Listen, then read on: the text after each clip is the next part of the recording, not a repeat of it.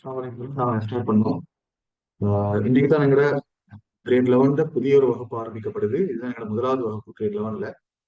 இப்ப இன்னைக்கு நாங்க ஒரு அறிமுக வகுப்பாக தான் நாங்க இதை ஆரம்பிக்கிறோம். ஆனாலும் நாங்க இன்னைக்கு முதலாவது பாடத்தை ஆரம்பிப்போம். ஆஹ் அப்ப பெரும்பாலான பிள்ளைகள் வந்து கிரேட் 10ல இருந்து அப்படியே கிரேட் 11க்கு வந்த பிள்ளைகள் தான் நினைக்கிறேன். சுட்டி அவங்களுக்கு நான் புது இன்ட்ரடக்ஷன் கொடுக்க தேவையில்லை. ஆனா புதுசா வந்து ஒரு கொஞ்சம் பேர் இருக்கிற அவங்களுக்கு வந்து ஒரு இன்ட்ரடக்ஷன் கொடுக்கணும்னு சொல்லி பார்த்தேன். சின்ன ஒரு இன்ட்ரடக்ஷன் தான் எப்படிங்கிற வகுப்புகள் நடைபெற போகுதுன்னு சொல்லி. அதே மாதிரி இப்ப இதுக்கு முந்தி கிரேட் 10க்கு வந்த பிள்ளைகளுக்கும் வந்து ஒரு இன்ட்ரடக்ஷன் இருந்தா நல்ல. என்ன சொன்னா இப்ப கிரேட் 11க்கு வரக்குள்ள கொஞ்சம் வித்தியாசமா இருக்கிறேன். சரி, எதுக்கும் இப்ப உங்களோட பேரண்ட்ஸும் கிட்ட இருந்தா மிச்சம் நல்லன்னு நினைக்கிறேன். நான் இந்த மாதிரி சிஸ்டத்தை வந்து பேரண்ட்ஸ் தெரிஞ்சு வச்சுக்கொண்டா எங்களோட சிஸ்டம் வந்து எப்படி போகுதுன்றது அவங்களுக்கு ஒரு விளக்கம் இருக்கு. இல்லைனாலும் பிரச்சனை இல்லை.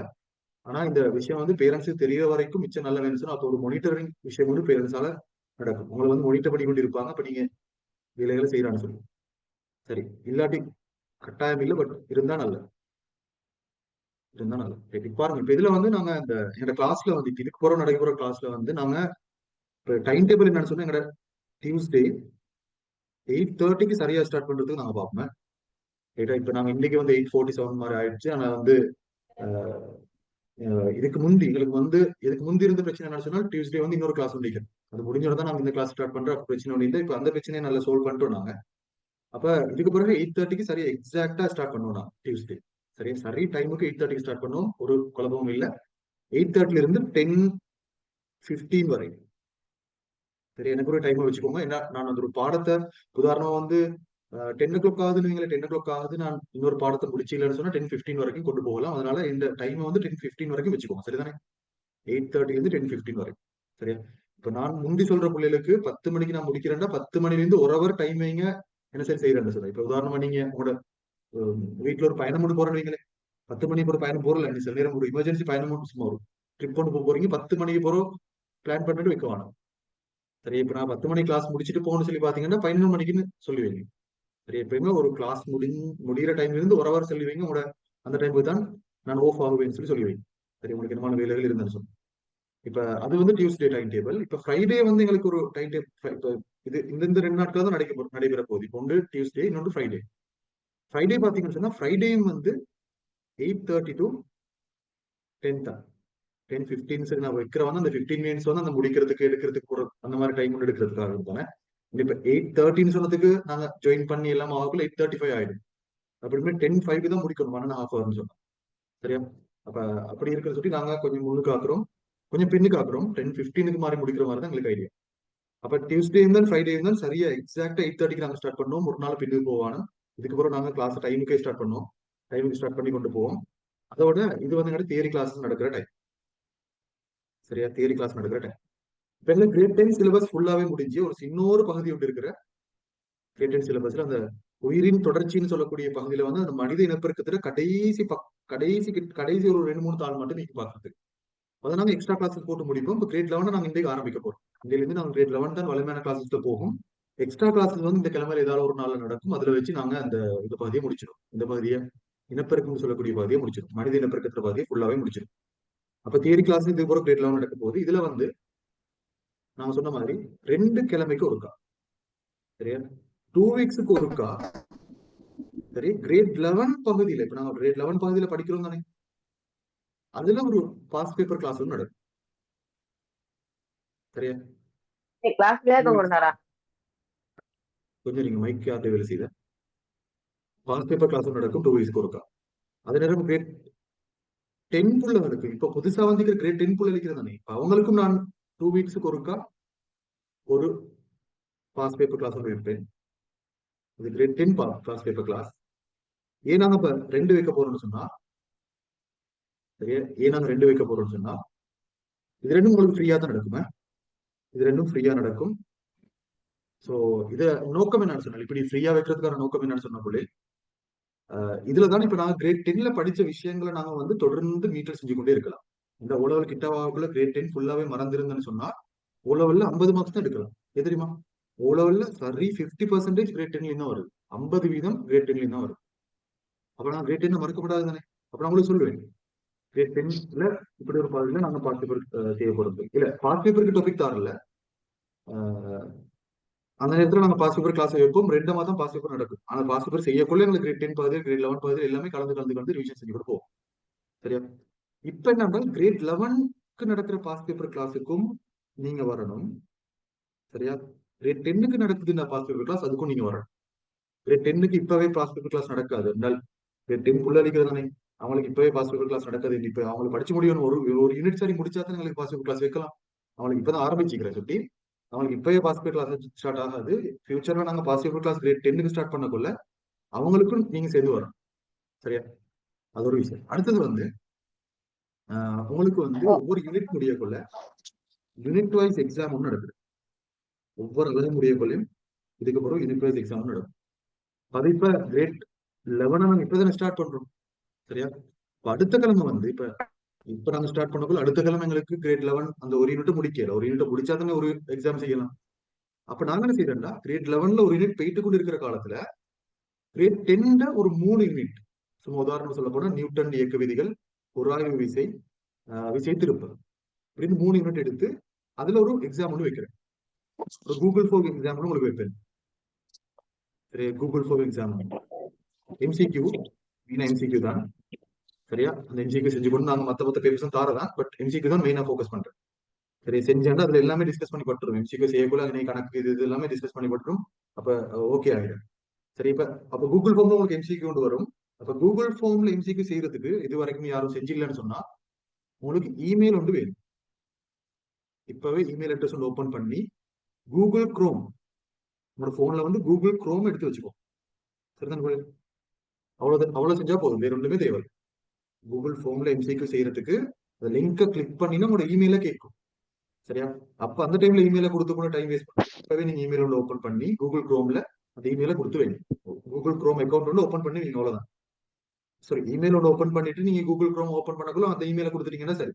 அது உங்களுக்கு எல்லாரும் தெரியும். தெரியாதாக்கள் நீங்க யாரும் சரி, உங்களோட வீட்டுல யாரும் சரி இந்த மாதிரி தெரிஞ்ச ஆக்கிட்ட கொடுத்து என்ன கூகுள் குரோமுக்கு ஒரு இமெயில கொடுத்தாங்கன்னு சொல்லி கேட்டா அவங்க செஞ்சு தருவாங்க. அவங்களுக்கு தெரியும் என்ன செய்யணும்னு சொல்லி. சரிதானே? அப்ப யூனிட் வைஸ் எக்ஸாம் அது கூகுள் ஃபார்ம்ல நடக்கும். கிரேட் 11ல யூனிட் முடியறதுக்கு முதல்ல கிரேட் 10ல யூனிட்ஸ் எல்லாம் வைத்துக் கொண்டீங்க.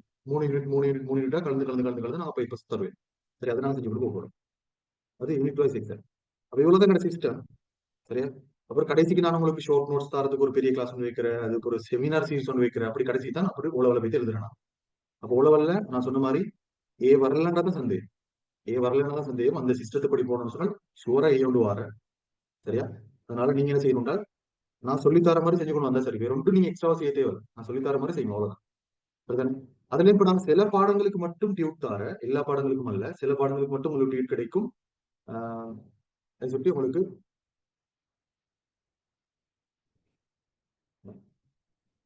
சரியா, சில பாடங்களுக்கு மட்டும் டியூட் கிடைக்கும்.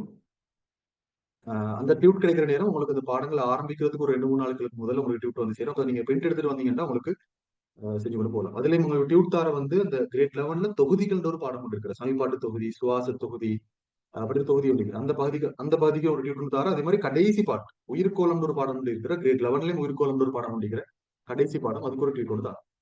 அவ்வளவுதான். 2 பாடத்துக்கு தான் டியூட் வந்து படும்.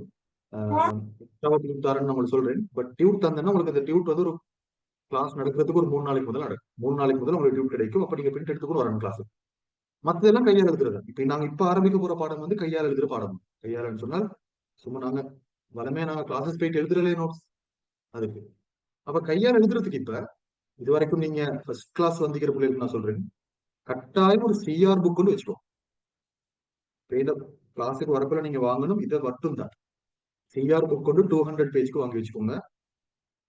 அதே நேரம் இப்ப கிரேட் 10க்கு வந்த பிள்ளைகள் யார் சரிக்கிறீங்கடா, கிரேட் 10ல நீங்க வாங்கின புக் இன்னும் முடியலண்டா அதை கொஞ்சம் மடிச்சு அந்த முடிஞ்ச துணில இருந்து கிரேட் 10 இவ்வளவு வரைக்கும் முடிஞ்சிருக்குதோ அதுல இருந்து கிரேட் 11 ஆரம்பிங்க. புதிய புக் வாங்குவாங்க.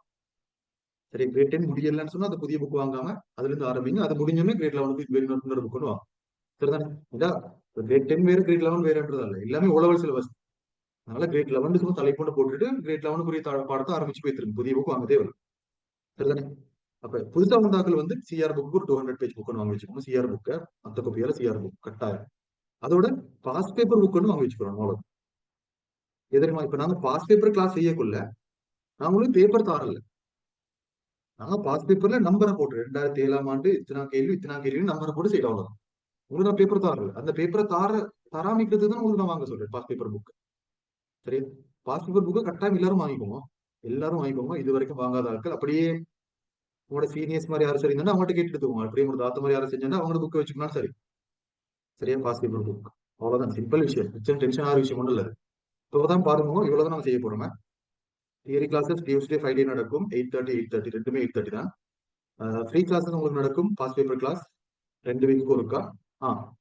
பாஸ் பேப்பர் கிளாஸ் வந்து நடக்கிற டைம் உங்களுக்கு சொல்றேன், என்ன கிழமை நடக்க போகுதுன்னு சொல்றல. ஏதாலும் ஒரு நாளைக்கு நடக்கும் கிழமையில, இது 2 வீக்ல இது சரி ஒரு நாளைக்கு நடக்கும். சரிதானே? ஒரு நாள் 14 நாட்களுக்கு ஒருக்கா எப்ப சரி ஒருக்கா நடக்கும். அதுக்கு நான் உங்களுக்கு இன்ஃபர்மேஷன் ஏற்கனவே தருவேன், அதுக்கு நீங்க ரெடி ஆகிக்கொண்டா சரி அந்த டைமுக்கு. அதோட யூனிட் வைஸ் எக்ஸாம் வந்து கூகுள் ஃபார்ம்ல உங்களுக்கு நடக்கும். அதுக்கு நீங்க என்ன செய்யணும், இமெயில் வந்து ஓப்பன் பண்ணிக்கணும், கூகுள் குரோம வச்சு இருக்கணும். சரியா? அதோட சிஆர் புக்குன்னு வச்சுக்கணும், பாஸ் பேப்பர் புக்கு வச்சுக்கணும். அவ்வளவுதான், அவ்வளவுதான் இன்ட்ரடக்ஷன். பட் என்ன பத்தி தெரிய, இப்ப கிளாஸ் வரக்குள்ள சில பிள்ளைகளுக்கு வந்து கிளாஸ் மிச்ச காலம் வந்து 2 3 மாசம் வந்து அப்படி இல்லைண்டா 1 வருஷம் 2 வருஷம் வந்து நான் யாருன்னு தெரியல. சரியா? என் பேர் வந்து இம்தா தான் சார், ஃபுல் பேர், ஃபுல் பேர் வந்து இம்தா தான் சார். இப்ப நான் வந்து டிகிரி முடிச்சுக்கிறேன், இந்த டிகிரியோட பேர் வந்து ஃபார்ம் டி.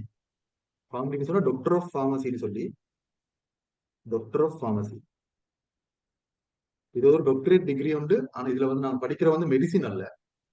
இதுல நாங்க படிக்கிற மெடிசின் சொன்னா எம்பிபிஎஸ் அல்லது. இது வந்து மருந்துகள் எப்படி செய்யறது, மருந்துகளை டெவலப் பண்றது, டிசைன் பண்றது, அதை எப்படி பிரிச்செடுக்கிற தாவரங்கள் இருந்து. இப்ப நம்மளுக்கு வலுதலையா டேப்லெட் கேப்சூல் எல்லாம் அதை யாரும் ஒருத்தர் செஞ்சிருக்கணும் தானே, அது செய்யறதா இந்த கோர்ஸ்ல செய்யறோம். சரி, அது நான் கிட்டத்தட்ட இப்ப 5 இயர்ஸ் படிச்சுட்டு வந்து பாகிஸ்தான்ல படிச்சுட்டு வந்து நான் கிட்டத்தட்ட 2020 இருந்து கிளாஸ் வச்சுட்டு இருக்கேன். 2020 கிளாஸ் ஸ்டார்ட் பண்ணது, ஆன்லைன் கிளாஸ் ஸ்டார்ட் பண்ணது. அதுக்கு முந்திலிருந்து நான் ட்ரெடிஷனல் கிளாஸ் செய்யறதான். ஆன்லைன்ல ஸ்டார்ட் பண்ணது வந்து 2020 முந்தி 2017 2017 ஓ லெவல் பேட்ச் தான் என்ன முதலாவது பேட்ச். சரியா? அதுல இருந்து இன்றைக்கு 2025 இருக்கோமே, 25வது வரைக்கும் நம்ம கிளாஸ் வச்சிருக்கிறோம். சரியா? 2020 நான் ஆன்லைன்ல ஸ்டார்ட் பண்ணேன், அதுல இருந்து அப்படியே கொண்டு வந்துப்போம். இவ்வளவுதான் எங்களை பத்தி இன்ட்ரடக்ஷன். சரி, அப்போ சரி, நாங்க ஆரம்பிப்போம் சொல்லி முதலாவது பாடம் கிரேட் 11ல முதலாவது பாடத்தை ஆரம்பிப்போம். இவ்வளவுதான். இதுக்கு நான் இன்ட்ரடக்ஷன் தர மாட்டேன், நான் டைரக்டா பாடத்தை ஸ்டார்ட் பண்ணி கொண்டு போவேன். ஃபர்ஸ்ட் கிளாஸ்ல தான் இன்ட்ரடக்ஷன் உங்களுக்கு தந்த, மற்றபடி அடுத்த கிளாஸ்ல வந்து 8:30க்கு சரியா ஜாயின் பண்ணுவோம். சரியா? நாங்க 8:35 ஆகக்குள்ள ஸ்டார்ட் பண்ணியாச்சு. அப்புறம் 10:15 ஆகக்குள்ள முடிச்சாச்சு. சரி, 10:15 ஆகக்குள்ள முடிச்சாச்சு. சரி சரி, கேள்விகள் இருக்குது அப்ப உங்களுக்கு கேட்கணும். இப்ப கிளாஸ் எப்படி நடக்க போகுது, முன்னுக்கு பின்னுக்கு அந்த விஷயங்கள் சரி கேட்கணும்னு சொன்னா இப்ப கேட்கறேன்னா கேட்கலாம். ரெக்கார்ட் அனுப்புறோம், கேளுங்க.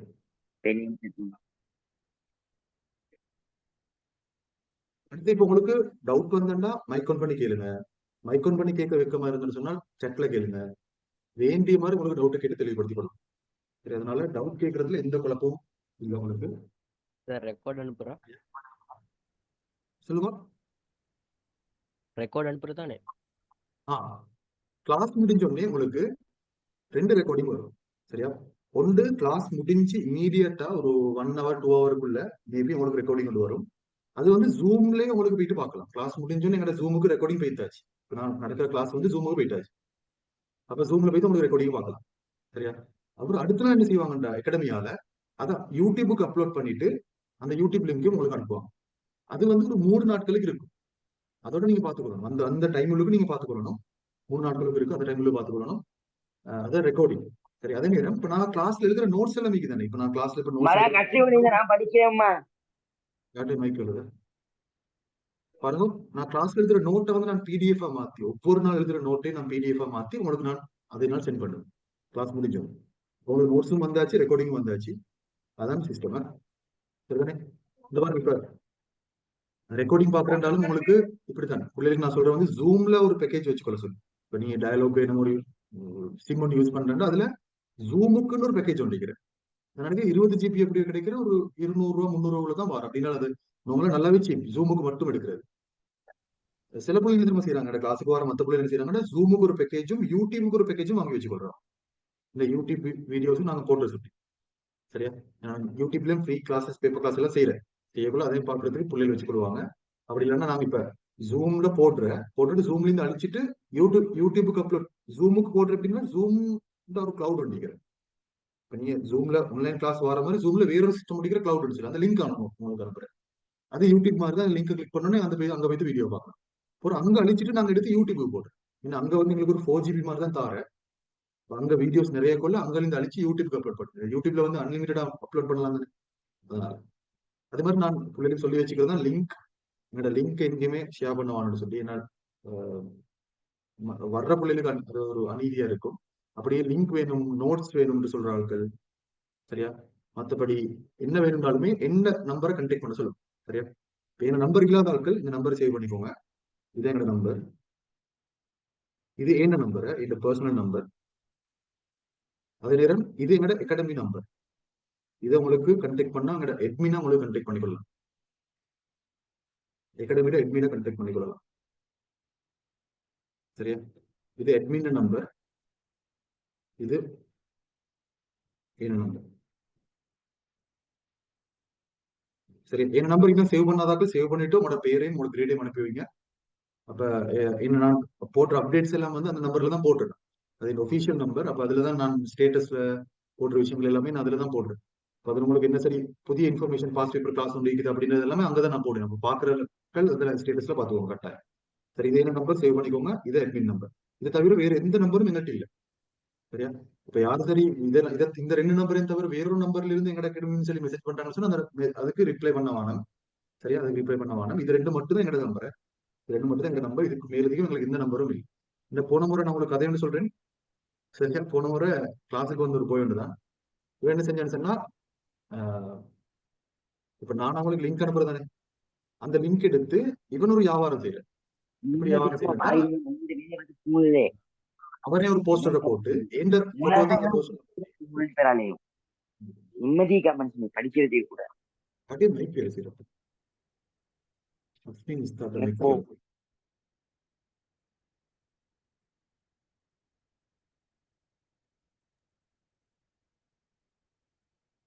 சரியா. இப்ப கவனிங்க. அப்ப இதை தவிர வேற எந்த நம்பரும் இல்லை. எதிரிமா நான் அப்படி சொல்றேன். ரீசெண்ட் நாள் இப்ப எங்கட அந்த முந்தி ஒரு பிரச்சனை வந்து எங்க கிளாஸுக்கு வந்து ஒருத்தர் தான் சரி மிச்ச காலத்துக்கு முந்தைய 2020 வந்த ஆட்கள் சரியா. 2020 அப்ப வந்த நேரம் என்னன்னா அவங்க கிளாஸ் இப்ப நாங்க அகாடமில சேர்ந்துட்டு கிளாஸ் லிங்க் எடுத்து வேற இடத்துல ஷேர் பண்றேன்.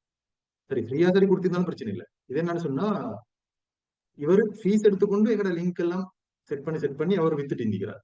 அப்ப எங்களுக்கு எப்ப தெரிய வந்துன்னு சொன்னா நான் இப்படி நம்பரை கொடுக்குறேன். நான் அப்படி நம்பரை கொடுத்தேன்னு நான் சொன்னேன்.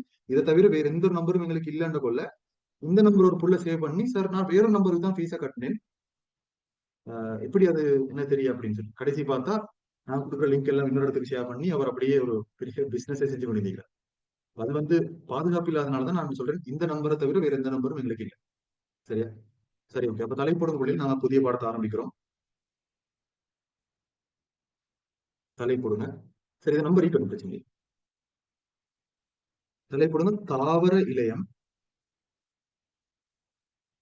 மற்றும் விலங்கிலையம்.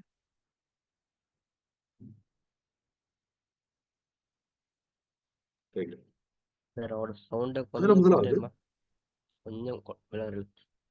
என்னது சவுண்ட் கொஞ்சம் ஸ்லோவா கேக்குது சார். அப்படியா இந்த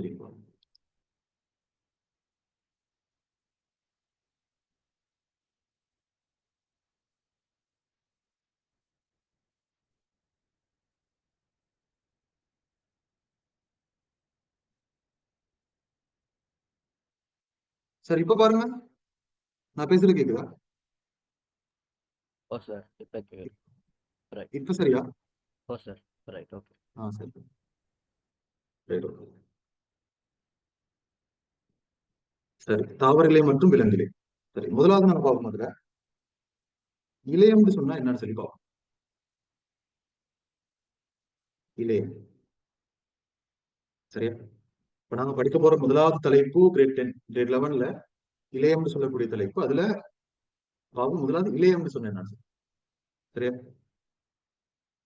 இலையம்னு சொன்னா ஃபர்ஸ்ட் தலைப்புன்னு கொடுங்களே. சிம்பிளா ஒரு தலைப்பு கொடுங்களே. இலையம்னு சொன்னா என்னன்னு சொல்லி பார்ப்போம்.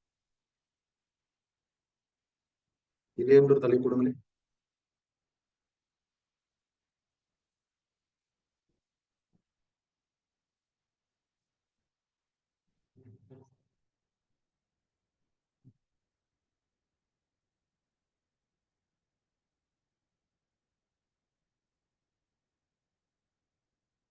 இளையம் ஒரு தலைப்படும். சரி, பார்ப்போம் நாம இளையம்னு சொன்னா என்னன்னு சொல்லி. இதனால கிரேட் 10ல ஒரு பாடம் ஒன்றிக்கிற அங்கிகளின் சிறப்பியல் கொண்டு சொல்லி அதுல நாம படிச்சிருப்போம். களங்கள் எல்லாம் ஒன்று சேர்ந்து இளையம்னு சொல்லி ஒன்று உருவாக்கும். இளையங்கள் எல்லாம் ஒன்று சேர்ந்து இளையங்கள் எல்லாம் ஒன்று சேர்ந்து அங்கம்னு சொல்லி ஒன்று உருவாகும். அங்கங்கள் எல்லாம் சேர்ந்து அங்க தொகுதியை உருவாக்குற அந்த அங்க தொகுதிகள் எல்லாம் சேர்ந்து அங்கிய உருவாகுது. அங்க தொகுதி எல்லாம் ஒன்று சேர்ந்து அங்கிய உருவாகும். சரியா? நான் எழுத சொல்றேன் அது வரைக்கும் கவனிச்சு கொள்வீங்க. எங்களுக்கு தெரியும் இதுதான். இது வந்து நாங்க சொல்ற வந்து உயிரங்கி ஒன்றின் ஆட்சி நிறை ஒழுங்கமைப்பு. உயிரங்கி ஒன்று எப்படி உருவாக்கப்பட்டது? ஃபர்ஸ்ட் களம் தான். களங்கள் எல்லாம் நிறைய சேர்ந்து இளையம் உண்டுவார, அந்த இளையங்கள் எல்லாம் சேர்ந்து அங்கம் உண்டுவார, அப்படி அங்கங்கள் எல்லாம் சேர்ந்து அங்க தொகுதிகள் பல சேர்ந்து அங்கி ஒன்று உருவாக்கப்படும். சரியா? உதாரணம் சொல்ல போனா களங்கள். சரியா? களங்கள் நிறைய சேர்ந்தா இளையம். சும்மா படம் கொண்டு வரைகிறேன். களங்கள் இப்படி நிறைய சேர்ந்து அதுக்கு சொல்ற இளையம், அவ்வளவுதான். களங்கள் நிறைய சேர்ந்தா இளையம். அதாவது களங்கள் அந்த பன்மைக்கு சொல்ற பேர் தான் இளையம்ன்றது. சிம்பிளா சொல்ல போனா களங்கள் நிறைய களம் இருந்தா ஒரு களம் இருந்தா களம், அதே நேரம் பல களம் இருந்தா அதுக்கு இளையம் என்று சொல்றோம். அதுக்கப்புறம் அப்படி இளையங்கள் நிறைய சேர்ந்து அங்கம் உண்டு உருவாரு. இப்ப உதாரணமா எங்களோட உடம்புல உருவாகிற அங்கம் உண்டுன்னு சொன்னா நான் சொல்லுவோமே இதயம்.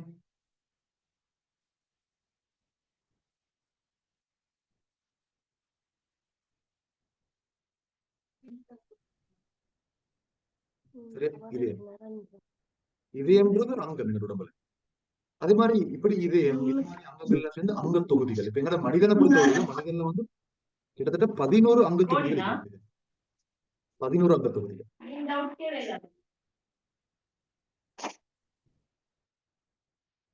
சரியா? 11 அங்க தொகுதி இருக்கிறது. உதாரணம் சொல்ல போனா நான் சொல்றேனே சுவாச தொகுதி, சமிபாட்டு தொகுதி, நரம்பு தொகுதி, கழிவகற்றும் தொகுதி, இப்படி எல்லாம் தொகுதிகள் கிட்டத்தட்ட 11. சரியா? 11 தொகுதிகள். அந்த 11 தொகுதிகளும் ஒன்று சேர்ந்துதான் மனிதன் சொல்லக்கூடிய ஒரு தனியான அங்கி உருவாக்கப்பட்டு ஒரு மனிதனுக்கு 11 தொகுதிகள் இருக்கிற அந்த 11 தொகுதிகளையும் அங்கங்கள் இருக்கிற அந்த ஒரு அங்கத்தை எடுத்தா அது இளையத்தால் ஆக்கப்பட்டிருக்கும். இளையங்கள் எடுத்தேன்னு சொன்னால் களங்களால் ஆக்கப்பட்டிருக்கும். சரியா? அப்ப நாங்க இந்த எங்கட பாடத்துல இந்த பாடத்துல படிக்க போறது வந்து இந்த இளையங்கள் சம்பந்தமாக. சரியா? இந்த அங்கம் சம்பந்தமாக இது வந்து யூனிட் 1ல படிக்க போறது. யூனிட் 1ல நம்ம இளையங்கள் சம்பந்தமா படிக்க போறோம்.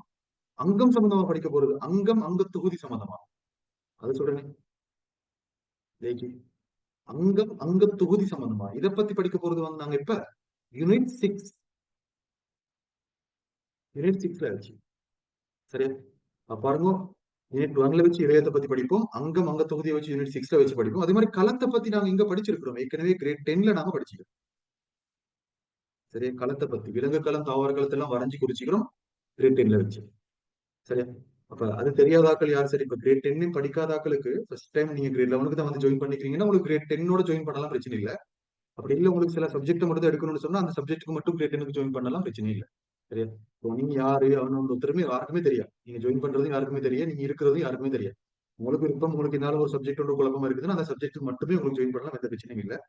சரியா? போய் கவனம். அப்ப நாங்க கிரேட் 10ல வச்சு களங்களை பத்தி படிச்சாச்சு, விலங்கு களம் தாவர களத்தை பத்தி படிச்சாச்சு. இப்ப கிரேட் 11ல முதலாவது பாடத்துல நாங்க இளையத்தை பத்தி படிக்க போறோம். சரியா? இப்ப இளையத்தை வந்து நாங்க இப்படி சொல்றதுல அர்த்தம் முடியல. இளையத்துக்கு ஒரு வரைவிலக்கணம் ஒன்று இருக்கு. சரியா? இளையம் என்றால் என்னன்னு கேட்டா எழுதுறதுக்கு ஒரு வரைவிலக்கணம் ஒன்று இருக்கு. அந்த வரைவிலக்கணத்தை நாங்க முதலாவது எழுதிக்கிறோம். சரியா? எழுதுங்கப்ப. சரி, இளையம் என்றால் என்ன சொல்லி கேட்டா நீங்க இந்த வரைவிலக்கணம் தான் கொடுக்கணும். இது எங்க புக்ல தரப்பட்டிருக்கிற வரைவிலக்கணம். அதை தவிர வேற எதுவுமே எழுதுவாங்க.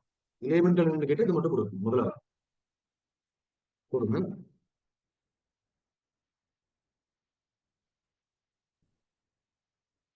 அங்கிகளின் உடலில் குறித்த ஒரு தொழிலை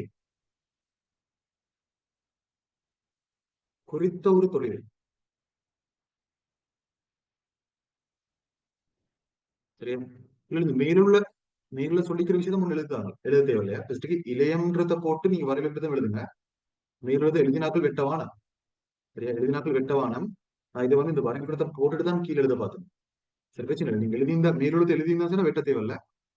நான் மேல சொல்லிக்கிற விஷயத்த நான் எழுதுறதுக்கு இடம் தனி தரேன். சரி, அங்கீகார உடலில் குறித்த ஒரு தொழிலை அல்லது பல தொழில்களை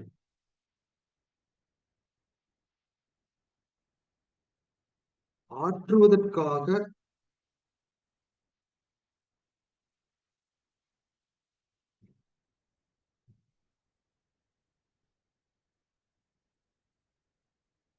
திறத்தல் அடைந்ததும்,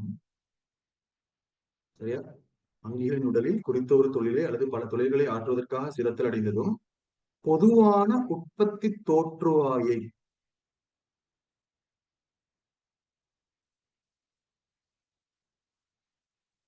பொதுவான உற்பத்தி தோற்றுவாயை கொண்டதுமான கலங்களின் கூட்டம் கொண்டதுமான கலங்களின் கூட்டம்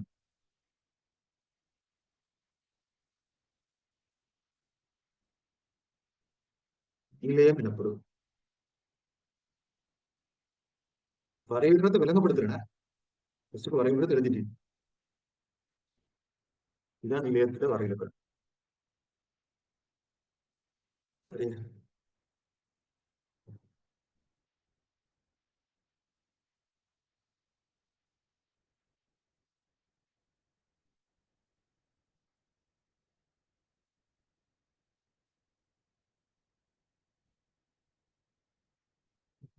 கவனிப்புகளில்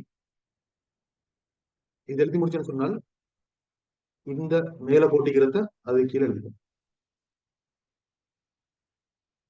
களத்தை பத்தி நாங்க ரேட்டிங்ல படிச்சுக்கிறோம்.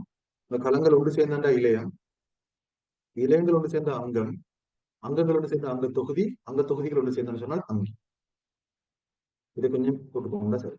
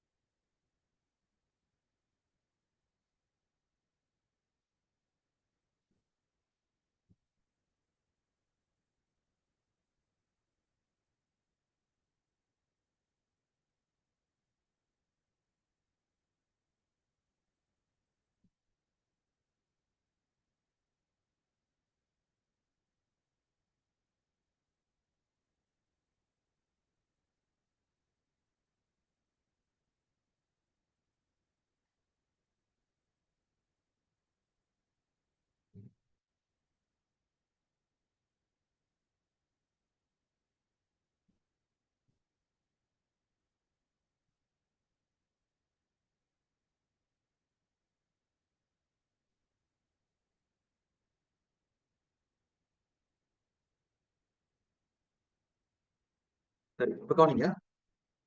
வரணும். முதலாவது வரைபடத்தை பார்ப்போம். வரையிலக்கணம் என்ன சொல்லிக்கிறேன்? இளையம் என்றால் என்னன்னு கேட்டா பாருங்க சொல்லிக்கிறான். அங்கிகளின் உடலில் குறித்த ஒரு தொழிலை அல்லது பல தொழில்களை ஆற்றுவதற்காக சிரத்தல் அடைந்ததும் அப்படின்னு சொல்லிக்கிறேன். அது என்னது? இப்ப ஒரு இளையம் ஒன்று உருவாகிறன்னு சொன்னா, இப்ப நான் உதாரணமா ஒரு இளையத்தை பத்தி உங்களுக்கு சொல்லித்தரேன். இப்ப எங்கிட்ட உடம்புள்ளுக்கு ஒரு இளையம் ஒன்று இருக்கிற தசை இளையம் அப்படின்னு ஒரு இளையம் ஒன்று இருக்குது. சரி, இங்கிலீஷ்ல நாம சொல்ற மசில் டிஷ்யூ. மசில்டா தசை, டிஷ்யூண்டா இளையம். சரி, அது எப்படி உருவாக்கப்பட்டிருந்தா தசை கலங்கள் பல சேர்ந்து, தசை கலங்கள், சரியா, தசை கலங்கள் பல சேர்ந்து தசையிலேயும் உருவாக்கப்பட்டு. சரியா, உதாரணம் வரைஞ்சு காட்டுவோம். தசை களம் இப்படி இருக்குண்டா இப்படித்தான் இருக்கு வரும்.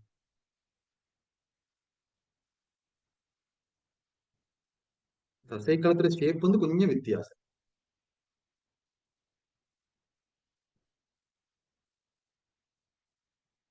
சரி, அதுக்கு கருவும் இருக்குது. இது தசைக்கலம். இதே மாதிரி பல தசைக்கலங்கள் ஒன்று சேர்ந்தா அது சொல்ற தசையிலே.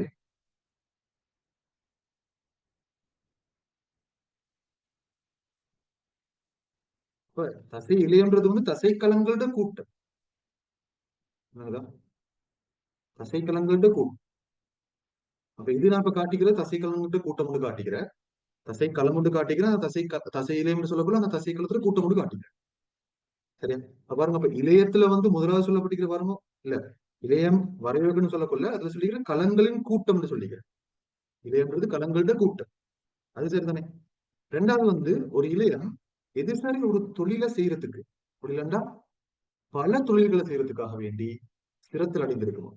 உதாரணமா சொல்ல போனா தசை இலையம் இருக்குதானே. தசை இலத்துல தொழில் என்னண்டால் 2 தொழில். எங்களோட உடம்புட சரியா, தசை இலத்துல தொழில் என்ன தெரியுமா? தசை இலத்துல தொழில் என்னண்டால் உடம்புல அசைவுகளையும் எங்களோட உடம்புட இடப்பெயர்ச்சியையும் ஏற்படுத்துறது. இப்ப இடப்பெயர்ச்சின்னு சொன்ன ஒரு இடத்துல இருந்து இன்னொரு இடத்துக்கு போறது, அதான் இடப்பெயர்ச்சி. எங்களோட உடம்பு உள்ளுக்கு அசைச்சு கொண்டு போறதுக்கு, அசைச்சுட்டு ஒரு இடத்துல இன்னொரு இடத்துக்கு போறதுக்கு சொல்ற இடப்பெயர்ச்சின்னு சொல்லி, அதுக்கு தசை இலையம் வேணும். ரெண்டாவது எங்களோட உடம்புக்கு அசைவுகள் நடக்குது. உதாரணம், எங்களோட உடம்புக்கு இதயம் துடிச்சு கொண்டிருக்கிறேன், அது மாதிரி சுவாச பைகள் இப்படி சுருங்கி தளர்ந்து கொண்டிருக்கிற எங்கட இறைப்பைகளுக்கு சமிபாடு நடக்கிற குடலுக்கு வந்து அந்த சமிபாடு அடைந்த பதார்த்தங்கள் கொண்டு செல்லப்படுற குடலுக்கு, இது எல்லாத்துலயும் அசைவு தானே. இது எல்லா அசைவுகளுக்கும் என்ன தேவை? தசையிலையும் தேவை. அப்ப அந்த தசையிலையும் என்னத்துக்கு ஸ்பெஷலைஸ் ஆகிக்கிறேன்னு சொன்னால் அசைவு இடப்பெயர்ச்சி அந்த செயற்பாடுகளுக்கு அது சிரத்தில் அடைந்திருக்குது. சிரத்தில் அடைந்துன்னு சொன்னால் ஸ்பெஷலைஸ் ஆகிக்கிறேன். ஒரு விஷயத்த செய்யறதுக்கு நல்லா ட்ரெயின் ஆகிக்கிறேன், நல்லா அதுல கட்டமைப்புகள் எல்லாம் விருத்தி செஞ்சு கூட அதிக்கிறேன். சரியா, தசை இலத்தை வச்சு உதாரணம் சொல்றேன். எல்லா இலையங்களும் அப்படித்தான். இது சரி ஒரு தொழிலை செய்யறதுக்கு ஸ்திரத்தில் அடைந்திருக்கு, இது சரி ஒரு தொழிலை செய்யறதுக்கு. அதே மாதிரி பொதுவான உற்பத்தி தோற்றுவாயை கொண்டதுமானு சொல்லப்பட்டிருக்கு. அது எனக்கு பொதுவான உற்பத்தி தோற்றுவாயின்னு சொல்லி அப்படின்னு இப்ப ஒரு தசையில், இப்ப நான் ஒரு இலையம் எடுத்தா அது தசை இலையத்தை நான் உதாரணமா வச்சு சொல்றேன் உங்கள்கிட்ட. எந்த ஒரு இலையத்தை எடுத்தாலும் அதுல இருக்கக்கூடிய கலங்கள் எல்லாமே சரியா, அதுல இருக்கக்கூடிய கலங்கள் எல்லாமே ஒரு பொதுவான ஒரு களத்திலிருந்து தானே வந்திருக்கு. பொதுவான ஒரு களப்பிரிவுக்கு உட்பட்டு வந்த களங்கள் தானா ஒரு இலையத்தில் இருக்கும். அது எந்த இலையத்தில் இருந்தாலும் சரி. இப்ப உதாரணமா தசையிலம் எடுத்துனீங்களே, அந்த தசையிலத்தில் இருக்கக்கூடிய தசைக்கலங்கள் எல்லாமே ஒரு களம்ல இருந்து நான் ஆரம்பிச்சுக்கிறேன். அந்த களம் பிரிஞ்சு 2 களங்கள் வர, அந்த 2 களங்களும் பிரிஞ்சு 4 களங்கள் வர, அந்த 4 களங்களும் பிரிஞ்சு 8 களங்கள் வர. அப்போ ஒரு பொதுவான ஆள்ல இருந்து தான் எல்லா களங்களும் வந்திருக்கிறேன்னு சொல்லுவாங்க. சரியா, அது எந்த இலையம் எடுத்தாலும் சரி. இப்போ உதாரணமா குருதி இலையம் எடுத்தா குருதியில இருக்கக்கூடிய குருதி களங்கள் எல்லாமே ஒரு களம் ஒன்று இருக்கிறது, அந்த களத்துல இருந்து தான் வரும். அதே மாதிரிதான் தசையில இருக்கக்கூடிய எல்லா களங்களுமே ஒரு களம் பிரிஞ்சு வந்ததுதான் தசையில இருக்கக்கூடிய களங்கள் எல்லாம். அப்பதான் சொல்றேன், பொதுவான உற்பத்தி தோற்றுவாயை கொண்டதுமான களங்களின் கூட்டம். சரி, பொதுவான உற்பத்தி தோற்றுவாய் இங்கிலீஷால சொல்ற வந்து கொமன் ஒரிஜின் சொல்றேன். அதாவது ஒரிஜினேட் ஆகுறது, அதாவது உற்பத்தி ஆகிறது பொதுவான இடத்துல இருந்து. அதாவது ஒரு இலையம் எடுத்தா அந்த இலையத்தில் இருக்கக்கூடிய களங்கள் எல்லாமே ஒரு பொதுவான இடத்துல இருந்து தான் உற்பத்தியாகி வந்திருக்கும், ஒரு பொதுவான களத்துல இருந்து தான் உருவாகி வந்திருக்கும். அதாவது எல்லா களங்களும் ஒரு களத்துல இருந்து தான் வந்திருக்குன்னு சொல்ல வர விஷயம். சரியா, அப்ப இன்னைக்கு நான் இப்ப இந்த வரைவுகளை நான் உடைச்சு விளங்கப்படுத்திக்கிறேன்னா, குறித்தொரு தொழிலை அல்லது பல தொழில்களை ஆற்றும் அதுக்கு சிரத்தல் அடைந்திருக்கும். சரியா, இந்த விஷயங்கள் சொல்லப்படும். இளையம் என்றால் என்னன்னு கேட்டான்னு சொன்னால் இந்த விஷயங்கள் சொல்லப்படும். தொழிலை அல்லது பல தொழில்களை ஆற்றுவதற்காக சிரத்தல் அடைந்ததும் பொதுவான உற்பத்தி தோற்றுவாயை கொண்டதுமான. சரியா, இந்த 3 விஷயங்கள் சொல்லப்பட்டிருக்கு. தொழிலை பல தொழில்களை ஆற்றுவதற்கு சிரத்தல் அடைந்த நபர் முக்கியமான பொதுவான உற்பத்தி தோற்றுவாயை கொண்ட களங்கள்ட கூட்டம். இந்த விஷயங்கள் சொல்லப்பட்டதான் இளையம் என்றால் என்னன்றதுக்கான அவர்களுக்கு சொல்லலாம். இப்ப நீங்க ஒரு வேலை செய்யுங்க, இந்த படத்தை வச்சுக்கோங்க கீழே. இது உதாரணத்துக்காக சொன்ன விஷயம். உதாரணம் சொல்லி போட்டு இஜி சொல்லி போட்டு இந்த தசைக்கலங்கள் தசையிலத்தை உருவாக்குற மாதிரி ஒரு படம் வந்து வரைஞ்சிக்கலாம். என்ன சார் சந்தேகம் தான் கேளுங்க, மைக்கோன் பண்ணி கேளுங்க. அப்படி இல்லைன்னா உங்களுக்கு வந்து வேண்டிய மாதிரி கேட்கலாம். மைக்கோன் பண்ணி கேளுங்க, சட்ல கேளுங்க, வேண்டிய மாதிரி கேளுங்க. நான் சட்டையும் அடிக்கடி பாக்குறது அதோட இருக்கும்.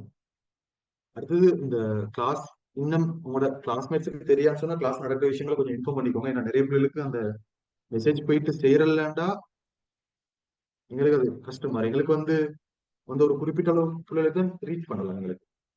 எங்களுக்கு போஸ்டரை ஷேர் பண்ணாலுமே வந்து எங்களுக்கு ஒரு பிக்சர் தூரத்துக்கு போக கஷ்டம். உங்களோட ரெக்கமெண்டேஷன் நீங்க அப்படியே வாய்க்கு வாய் சொல்ல போயிட்டு தான் அப்படி நிறைய பேருக்கு தெரிய வர கிளாஸ் நடக்கிறது. நீ ஒவ்வொருத்தர் விருப்பமான கிளாஸுக்கு போகலாம், ஆனா இப்படி ஒரு ஆப்ஷன் ஒன்று இருக்கிறன்றது, ஆன்லைன் சிஸ்டம் வந்து சரியா நடந்துட்டு போறன்றது வந்து நிறைய பேருக்கு தெரிஞ்சாதான் நல்ல இந்த அப்ப அவங்களுக்கு ஒரு ஆப்ஷன் ஒண்டிக்கிறது தான். இப்ப உதாரணமா அவங்களோட ஏரியால கிளாஸ் ஒன்று இல்லைண்டா அவங்களுக்கு ஆப்ஷன் ஒண்டிக்கிற எங்க வந்து பார்க்கலாம்னு சொல்லி அதே அதே மாதிரிதான் எங்களோட அகாடமியில என்ன கிளாஸுக்கு வந்தாலுமே வந்து ஃபர்ஸ்ட் கிளாஸை ஃப்ரீயா வந்து பார்க்கலாம். ஃபர்ஸ்ட் கிளாஸை ஃப்ரீயா வந்து பார்க்கலாம். அது லைவாவே வந்து பார்க்கலாம் அவங்களுக்கு. அதுக்கப்புறம் தொடர்ந்து அவங்களுக்கு விருப்பம்னா வந்து சேரலாம். அதே மாதிரி அட்மிஷன் ஃபீஸ் அப்படி ஒன்றும் இல்லை. ஃபர்ஸ்ட் கிளாஸ் ஃபுல்லாவே ஃப்ரீயா வந்து பார்க்கலாம். ஒரு ஃபீஸும் கட்ட தேவையில்ல. வந்து பார்த்துட்டு அவங்களுக்கு விருப்பம்னா மட்டும் ஆஹ், மாசத்துக்கு பேமெண்ட் கட்டி வரலாம். ஃபர்ஸ்ட் கிளாஸ் தான் free. சில பிள்ளைகள் என்னன்னா ஒவ்வொரு மாசம் ஃபர்ஸ்ட் கிளாஸ் கேட்டுவார். அப்படி இல்லை. ஃபர்ஸ்ட் கிளாஸ் மட்டும் தான் ஃப்ரீயா உங்களுக்கு வரலாம். அதுக்கப்புறம் அப்படியே அது மாதிரி ஒவ்வொரு யூனிட்டும் நாங்கள் ஆரம்பிக்கக்குள்ளே நாங்கள் அப்டேட் பண்றேன். அப்ப புதிய யூனிட் சேர்ற பிள்ளைகளுக்கும் சேர்ந்து கொள்ளலாம் இன்ஷா அல்லாஹ்.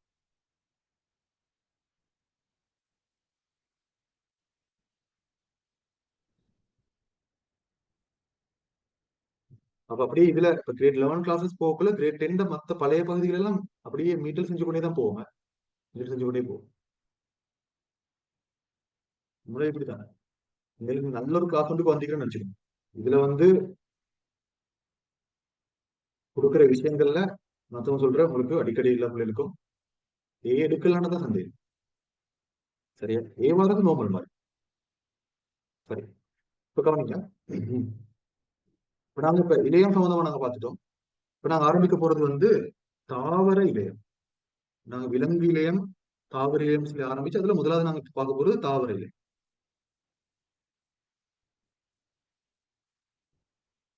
சரி. அதுல முதலாவது நான் இப்ப தரப்போறது என்னன்னா தாவர இலையத்துல பாகுபாடு. சரியா தாவர இலையங்கள் எத்தனை வகைப்படும் என்னென்ன இருக்குது அது எத்தனை வகைப்படும் சொல்லி ஒரு பெரிய ஒரு பாய்ச்சட் கோட்டு படம் தரப்போம் ஃப்ளோ சார்ட்டோடு தரப்போறேன். சரியா கவனிங்க.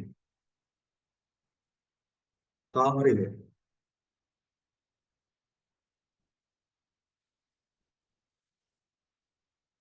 தாவர இலையம் பிரதானமாக இரண்டு வகையாக பிரிக்கப்படும்.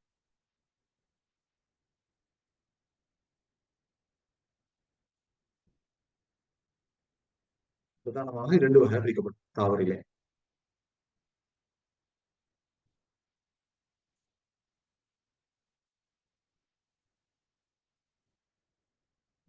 சரியா அதுல முதலாவது என்னன்னு சொன்னால் பிரி இலையம் என்று சொல்லக்கூடியது. தாவர இலையத்துல முதலாவது வகை என்ன பிரி இலையம். இரண்டாவது வகை இலையத்துக்கு நான் சொல்லுவோம் வந்து நிலை இலையம். நிலை இலையம். சரி இந்த பிரி இலையத்தை நாங்க மேலும் மூணு வகையா பிரிப்போம். பிரி இலையத்தை நாங்க மேலும் மூணு வகையா பிரிப்போம்.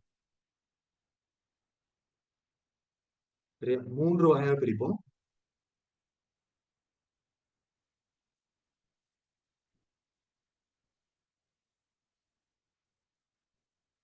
இது முதலாவது என்னன்னு சொன்னால் உச்சி பிரி இலையம்.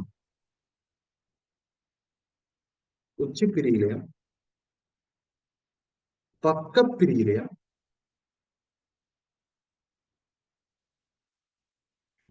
இடைப்புகுந்த பிரி இலையம். இடைப்புகுந்த பிரி இலையம் அது பிரி இலையத்துல மூன்று வகைகள். நாம நிலை இலையத்தை ரெண்டா பிரிப்போம். சரியா நிலை இலையத்தை நாங்க ரெண்டா பிரிப்போம்.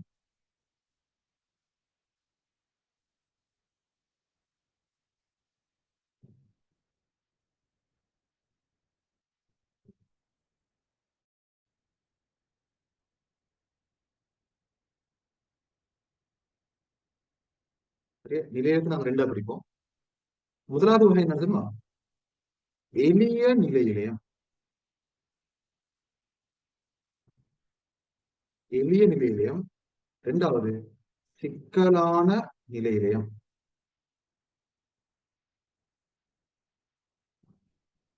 சரியா இந்த எளிய நிலை இலையத்தை நாம மூணா பிரிப்போம். எளிய நிலையத்தை நாம மூணா பிரிப்போம்.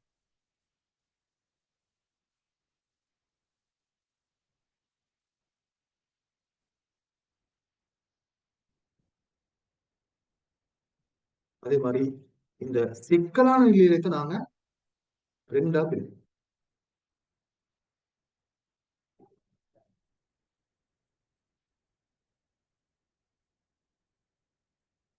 சரியா? சிக்கலான நிலையத்தை எத்தனை பிரிக்கணும்னாங்க ரெண்டா பிரிக்கும். அதுல எளிய நிலையிலையும் பாருங்க பாருங்க, எளிய நிலையத்தை நாங்க ரெண்டு எத்தனை பிரிக்கிறோம்? மூணா பிரிக்கிறோம் இல்லையா? எளிய நிலையிலே மூணா பிரிக்கப்படும். முதலாவது நான் சொல்ல புடைக்கல விலையம். சரியா? உங்களே புடைக்கல இலையம்னு தான் பாரு. புடைக்கல இலையம், அதாவது புடைக்கலம் இலையம்னு வரக்குள்ள அது சேர்த்து எழுதுக்குள்ள புடைக்கல விலையம்னு சேர்த்து எழுதப்படும். சரியா? இரண்டாவது ஒட்டுக்கல விலையம். மூணாவது வல்லுருக்கல விலையம்.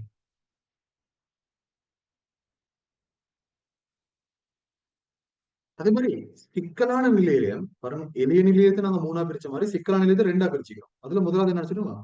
முதலாவது கால் இலையம். இரண்டாவது உரிய இலையம். சரி, இந்த காலிலேயத்தோட இந்த உரியிலயத்தோட சம்பந்தப்பட்ட சில விஷயங்களை சொல்லணும். என்னன்னா, முதலாவது காலிலேயத்துல 4 கலங்கள் இருக்கிறது. அதே மாதிரிதான் உரியிலயத்துல 4 விதமான கலங்கள் இருக்கிறது. சரி, அந்த கலங்களை நாங்க இந்த ஷார்ட் நோட்ல சொல்லப்படும். காலிலேயத்துல ஒன்று கால் கலன் மூலகம். கால்கலன் மூலகம் காலிலேயத்துல காணப்படக்கூடிய, என்ன சொல்றேன், காலிலேயத்துல காணப்படக்கூடிய ஒரு விசேட கலன் கால்கலன் மூலகம். கால்கலன் மூலகம். இரண்டாவது என்ன தெரியுமா? குலட்போலி. மூணாவது கால் நார். நாலாவது கால் புடைக்கல விலையம். கால் புடைக்கல விலையம். சரியா? சரியா பாருங்க. இனி கொஞ்சம் வந்து இங்க எடுத்துக்கொள்றேன். நீங்க இடம் போதான் போகும்போதே நான் ஓரமாயி.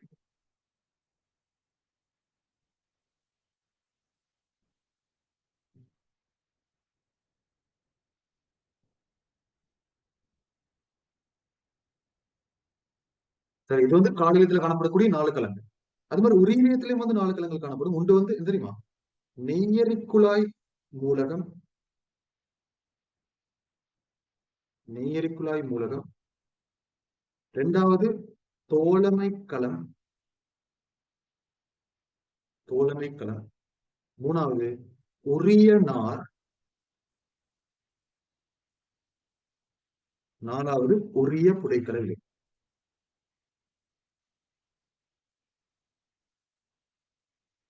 இவ்வளவுதான். இவ்வளவுதான் தாவரைகள். சரியா? இவ்வளவுதான் தாவரைகள். முடிஞ்சு. தாவரையிலே முடிஞ்ச பாருங்க. ஆனா இப்ப நான் முடிஞ்சு இல்ல. இவ்வளவுதான் ஷோர்ட் நோட். தாவரையிலே நாங்க படிக்க போற பகுதிகள் இவ்வளவுதான். அதுல நாங்க இப்ப என்ன செய்ய போறோம்? பிரியிலேயத்தை படிச்சுட்டு அதுல உச்சி பிரியிலையும் பக்க பிரியிலையும் இடைப்போந்த பிரியிலையும். அதுக்கு பிறகு நிலையிலயத்துல எளிய நிலையத்துல புதைக்கல விலையம் என்ன, அதுல வரைபடங்கள், அதுல இயல்புகள் அதெல்லாம் பார்க்க போறோம். தொழில் பார்க்க போறோம். ஒட்டுக்கலை விலையத்துல என்ன, வள்ளுவர்கலை விலையத்துல என்ன, அதுக்கு பிறகு இந்த சிக்கலான நிலையிலையும் அதுல காலிலையும் இப்படி இருக்குது, உரியிலையும் இப்படி இருக்குது, அப்படிலாம் பார்க்க போறோம். இதோட கடைசியா விஷயம் இந்த வள்ளுவர்கலை விலையம். சரியா? இந்த வள்ளுவர்கலை விலையத்தை போட்டுக்கோங்க. வள்ளுவர்கலை விலையமும் 2 விதமான கலங்களால் ஆக்கப்பட்டிருக்கும். அதையும் போட்டுக்கோங்க இன்னைக்கு. சரியா? எல்லாம் உங்களுக்கு தெரிய வேண்டிய அவ்வளவு ஷோர்ட் நோட்டும் உங்களுக்கு தரும். உங்களுக்கு கொஞ்ச நாள் விலங்கு இந்த ஷோர்ட் நோட்டை முக்கியத்துவம்.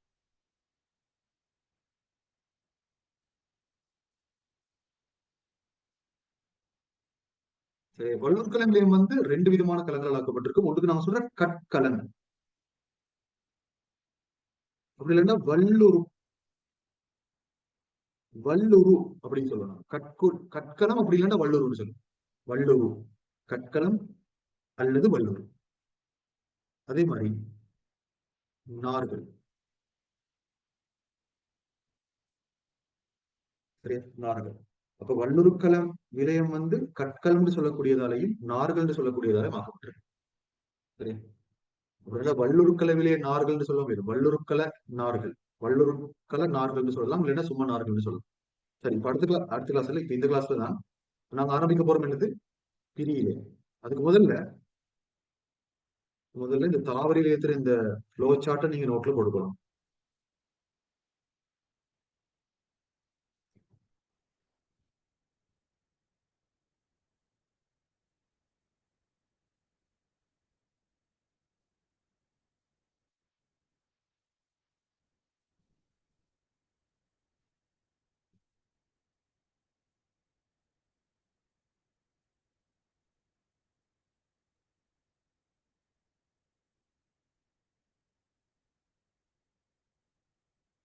உங்களுக்கு இடம் போதா? நான் அங்கே பார்த்து போனேன்.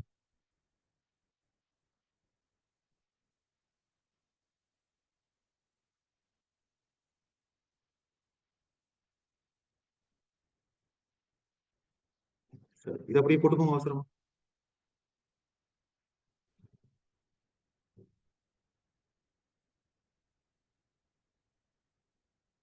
இதை போட்டு முடிஞ்சா கொஞ்சம் ஹேண்ட் ரைஸ் பண்ணுவோம்.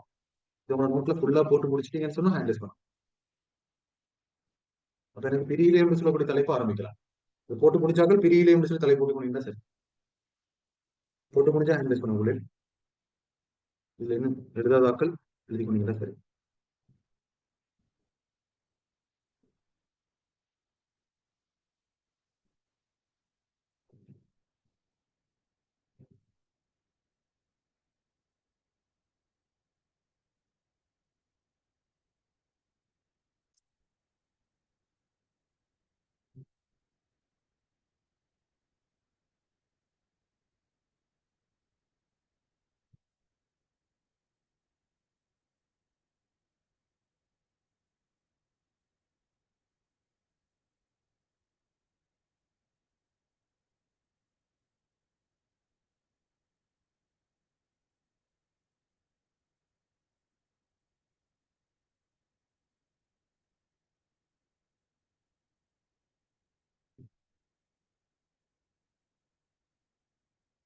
சரி, இப்ப நாங்க ஆரம்பிக்க போறோம்.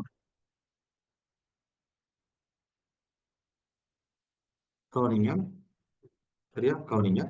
தலைப்பொடுங்க பிரியிலேயம்.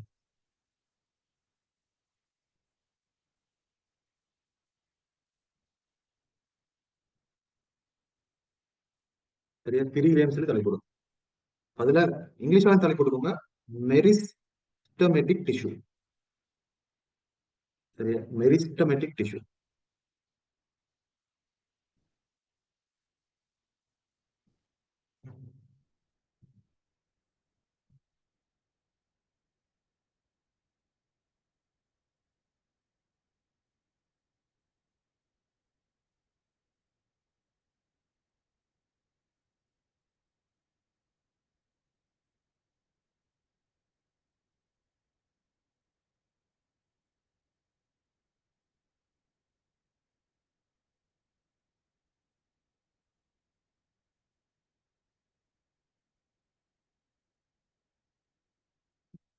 சரிப்பா.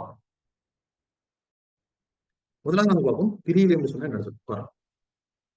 சரி, பாருங்க. நாங்க தாவர இலையத்தை முதல்ல நாங்க இப்படி ரெண்டா பிரிச்சோம். பிரியிலேயம்னு சொல்லியும் நிலையிலேயம்னு சொல்லியும் ரெண்டா பிரிச்சுக்கோம். முதலாவது பிரியிலேயம் அந்த சொல்ல இருக்கிற அந்த விஷயம். தாவர இலையத்துல வந்து பிரியிலேயம் என்றால் என்னன்னு கேட்டாலே அந்த பிரியிலேயத்துல வேர்ட்ல இருக்கிற பாருங்க. பிரியிலேயம்னு சொன்னா பிரியக்கூடிய இலையம். சரியா? கலங்களாக பிரியக்கூடிய இலையங்களுக்கு நான் சொல்றேன் பிரியிலேயம் சொல்றேன். பிரியக்கூடிய இலையம் பிரியிலேயம் அவ்வளவுதான்.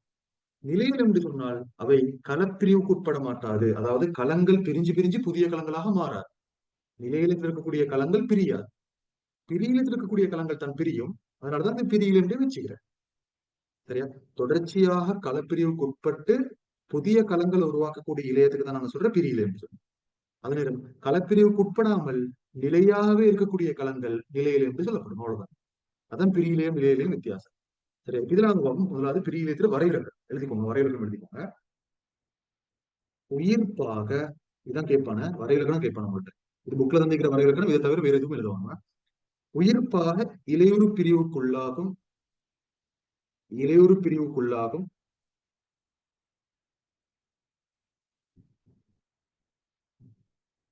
இலையுறு பிரிவுக்குள்ளாகும் புதிய கலங்களை தோற்றுவிக்கும்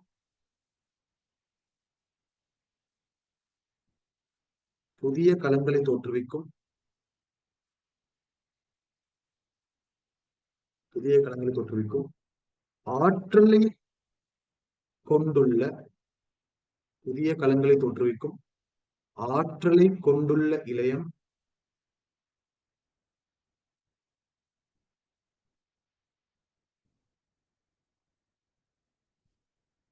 பிரி இலையம் எனப்படும். பாருங்க, அவ்வளவுதான் பாருங்க. பாருங்க, புதிய கலங்களை உருவாக்கலாம் இளையோரு பிரிவுக்கு உட்பட்டு. அதாவது இளையோரு பிரிவுன்றது சும்மா களம் ஒன்று இருக்கிற அந்த களம் பிரிஞ்சு அதே மாதிரி ரெண்டு களங்கள் வாரும். அதான் இளையோரு பிரிவுன்னு சொல்றேன். சரியா? ஒரு களம் கொண்டு பிரிஞ்சு அதே மாதிரி 2 களங்களை உருவாக்குற செயல்முறை தான் இலையுறு பிரிவு. அப்படி அந்த இலையுறு பிரிவுக்கு உள்ளாகி புதிய களங்கள் உருவாக்கக்கூடிய ஆற்றலை கொண்டுள்ள இலையங்கள் தான் பிரியிலை என்று சொல்லப்படும். சரியா? சரி. அப்ப பிரியிலேத்திர தொழில் என்னென்றால் ஒரே ஒரு தொழில் தான். சரி, பிரியிலேத்திர தொழில் வந்து ஒரே ஒரு தொழில். என்ன தெரியுமா? தொழில் போடுங்களேன். தொழில் ஒரே ஒரு தொழில் தான். தாவரத்தின் வளர்ச்சியில் பங்கு பெற்று.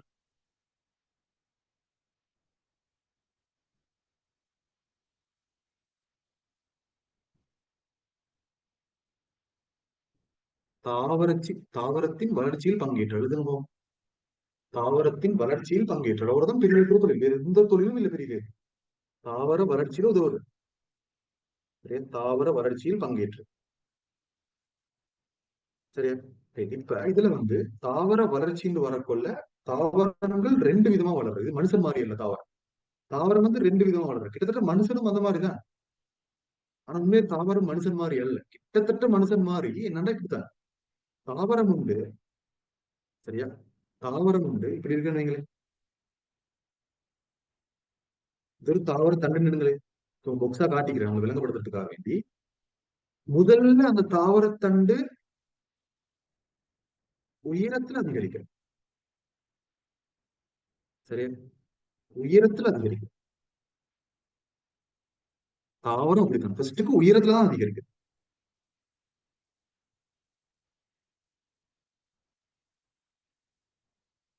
ஓகே, அதுக்கு நான் சொல்றது தெரியுமா? இதுல புற பாடங்கள் தேவைப்படுங்க. இந்த மாதிரி ஒரு தாவரம் உயரத்துல நீளத்துல அதிகரிக்கிறதுக்கு நாம ஒரு சொல்றோம் என்னென்றால் முதலான வளர்ச்சி. முதலான வளர்ச்சி. தாவரம் வந்து உயரத்தில் அதிகரித்தல் முதலான வளர்ச்சின்னு சொல்லப்படும். சரியா? அப்படி உயரத்தில் அதிகரிச்சு கொண்டு போகும். ஒரு தாவரம் உயரத்தில் அதிகரிச்சு கொண்டு போகும். சரியா? அப்படி உயரத்தில் அதிகரிச்சு கொண்டு போகணும்னே அதுக்கு கீழுள்ள பகுதிகள் அகலத்துல அதிகரிக்கும். சரியா? அப்ப எப்படி வருகின்ற ஒரு தாவரம் பாருங்க, இந்த கீழுள்ள பகுதிகள் அகலத்துல அதிகரிக்கிற உயரத்துல அதிகரிச்சு முடிஞ்ச பகுதிகள். உயரத்துல அதிகரிச்சு முடிஞ்ச பகுதிகள் அகலத்தில் அதிகரிக்கும்.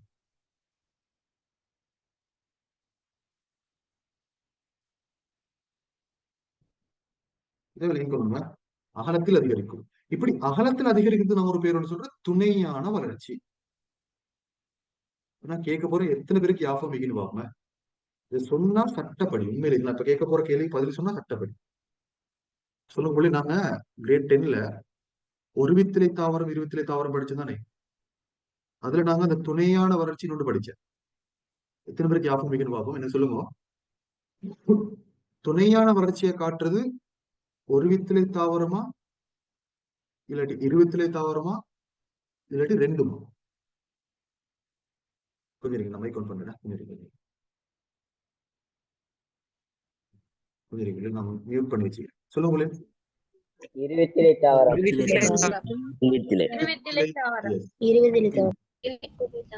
அப்படி இருவித்திலை தாவரம் மட்டும்தான் துணையான வளர்ச்சியை காட்டும். துணையான வளர்ச்சியை காட்டும். சுப்பீரி. சரியா? அப்ப அடுத்துண்டு வீங்கிறதுனாலதான் பாருங்க தாவரங்கள்ட சரியா தாவரங்கள்ட அடி அகலமாகவும் தாவரங்கள் இப்படியான ஒரு ஷேப்புக்கு வாரத்துக்கு காரணமே அதான். அடியில அகலமா இருக்கும். மேல மேல மேல போகும் அப்படியே ஒடுங்கி கொண்டு போறதுக்கு காரணம் அது. சரியா? ஏன்னா உயரத்துல அதிகரிக்கிற முதல்ல அது முதலான வளர்ச்சின்னு சொல்லுவோம். அந்த உயரத்தில் அதிகரித்த இடங்கள் அகலத்தில் அதிகரிக்க ஆரம்பிக்கும். மேல இன்னும் உயரம் கூடிக்கொண்டிருக்கும். மேல உயரம் கூடிக்கொண்டிருக்கும். அடியில அகலம் கூடிக்கொண்டிருக்கும். அதனாலதான் தாவரங்கள் இந்த ஒரு ஷேப்பை பெற்றுக்கொள்ளும். அப்படியே மேல மேல மேல மேல போகல தாவர தண்டு பாருங்க. தாவரங்கள்னு சொல்லாம தாவர தண்டு சொல்றேன். தாவர தண்டுகள் இப்படி ஒரு வடிவத்தை பெற்றுக்கொள்றது. சரியா? அப்ப அடியில அகலத்தில் அதிகரிக்கும். அதை சொல்ற துணையான வளர்ச்சி. உயரத்தில் அதிகரிப்பதற்கு முதலான வளர்ச்சின்னு சொல்லப்படும். அவ்வளவுதான். இது ரெண்டுக்குமே பிரியிலேயங்கள் உதவி செய்யும். முதலான வளர்ச்சிக்கும் தான் துணையான வளர்ச்சிக்கும் தான். சரியா? முதலான வளர்ச்சிக்கு 2 பிரியிலேயங்கள் இருக்கிறோம். முதலான வளர்ச்சியை செய்யக்கூடிய 2 பிரியிலேயங்கள் யாருந்தால் ஒன்று உச்சி பிரியிலேயம்,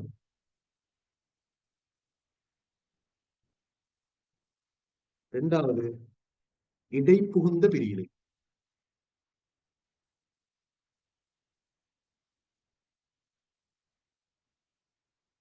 சரியா?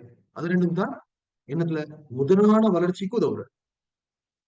சரியா? முதலான வளர்ச்சிக்கு உதவுற இந்த உச்சி பிரியிலேயும் இடை புகுந்த பிரியிலேயும் முதலான வளர்ச்சிக்கு உதவும். அதாவது தாவரம் உயரத்தில் அதிகரிப்பதற்கு உதவி செய்யும்.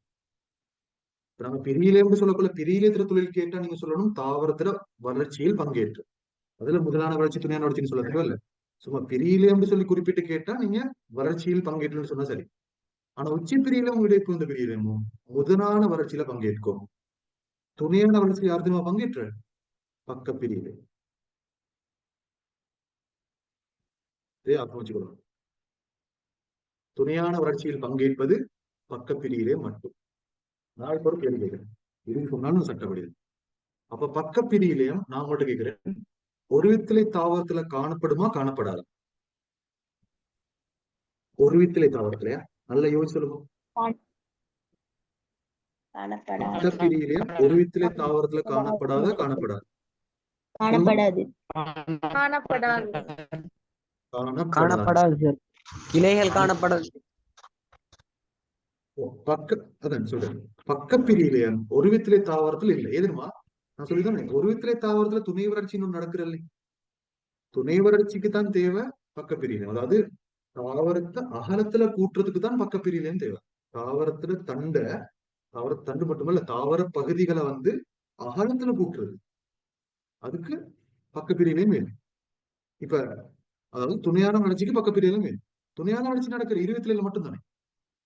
துணையான வளர்ச்சி நடக்கிற 27 மட்டும். சோ பக்க பிரிவிலையும் காணப்பட போறது 27 தாவரங்கள்ல மட்டும்தான். ஒரு வித்திலை தாவரத்தில் இருக்காது. சரியா? அது முக்கியமான விஷயம். இதுல என்ன சரி யாரும் சரி சந்தேகம் நீங்க திரும்ப கேட்கிறாண்டா கேட்டுக்கோ. நான் சொன்ன விஷயங்கள்ல என்ன சரி சந்தேகம்? அப்ப ஞாபகம் எந்த ஒரு தாவரம் இருந்தாலும் முதல்ல அதிகரிக்கிறது உயரம் தான். அதுக்கு சொல்ற முதலான வளர்ச்சி. உயரத்தில் அதிகரிப்பது முதலான வளர்ச்சி, அகலத்தில் அதிகரிப்பது துணையான வளர்ச்சின்னு சொல்லப்படும். அப்ப துணையான வளர்ச்சியை மேற்கொள்ளக்கூடிய பிரியிலையும் பக்க பிரியிலையும் அது பிரிஞ்சு பிரிஞ்சு பிரிஞ்சு பிரிஞ்சு தாவரத்தை அகலத்துல கூட்டும். அதாவது துணையான வளர்ச்சிக்கு ஏற்படுத்தும். உச்சி பிரியிலும் இடை புகுந்த பிரியிலும் தாவரத்தை உயரத்துல கூட்டும். அதாவது முதலான வளர்ச்சியில பங்கேற்கும். சரிதானே? அப்ப நீங்க ஒரு வேலை செய்யுங்க. இந்த படத்தை நோட்ல எழுதினாண்டா ஹேண்ட் ரைஸ் பண்ணுங்க. ஆனா விளங்கப்படுத்த எழுதலாம். உங்களுக்கு பிரச்சனை இல்லை. அது இப்ப இப்படித்தானே. இப்ப நாங்க ஓ லெவலுக்கு வந்தாச்சு. இப்ப கிரேட் 11க்கு வந்தாச்சு. கிரேட் 11க்கு வரக்குள்ள பிள்ளைகள் இப்ப நாங்க ஒன்றொண்டா அணுவா சொல்ல தேவையில்லை. சரியா? அது அப்படியே ஸ்மூத்தா நீங்க அப்படியே ரைட் இந்த நேரத்துக்கு நான் எழுதினா சரி, இந்த நேரத்துக்கு இவர் விளங்கப்படுத்துக்குள்ள எனக்கு விளங்கு அப்படி சும்மா நீங்களே கெஸ் பண்ணி உங்களுக்கு கொண்டு போகலாம். ஆனாலும் நான் டைம் தாரன் வரைகிறதுக்கு எவ்வளவு குயிக்கா வரையணுமோ அவ்வளவு குயிக்கா வரைஞ்சிட்டு நீங்க ஹேண்ட் ரைஸ் பண்ணுங்க. 10 பேர் ஹேண்ட் ரைஸ் பண்ணா நான் அடுத்த விஷயத்துக்கு போறேன். இப்ப 5 பேர் ஹேண்ட் ரைஸ் பண்ணிக்கணும்.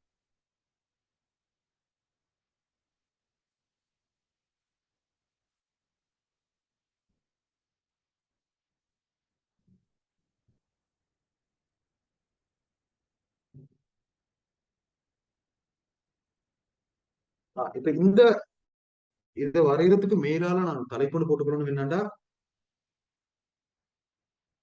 பிரியிலத்தின் வகைகள் சொல்லு. பிரியிலத்தின் வகைகள் போட்டுக்கோங்க தலைப்ப.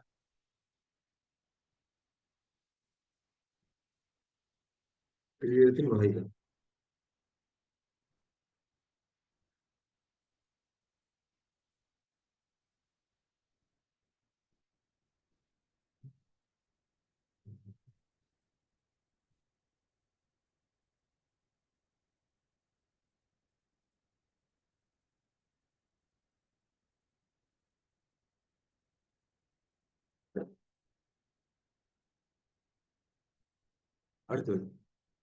அடுத்த சின்ன தலைப்பு போடுங்க பிரியிலத்தின் இயல்புகள். சார் மேல கொஞ்சம் காட்டுங்களேன். இது எழுதினா சொன்னா பிரியிலத்தின் இயல்புகள் சொல்லி போடுங்க. சார் தலைப்பு என்னன்னு சொன்னீங்க? மேல நீங்க தலைப்படணும் பிரியிலத்தின் வகைகள் போட்டுதான் உச்சி பிரியிலையும் இடைப்பொந்து பிரியிலையும் இந்த படங்கள் எல்லாம் வரைஞ்சுக்கணும். அதுக்கப்புறம் பிரியிலத்தின் இயல்புகள் போடுங்க அடுத்த தலைப்பு.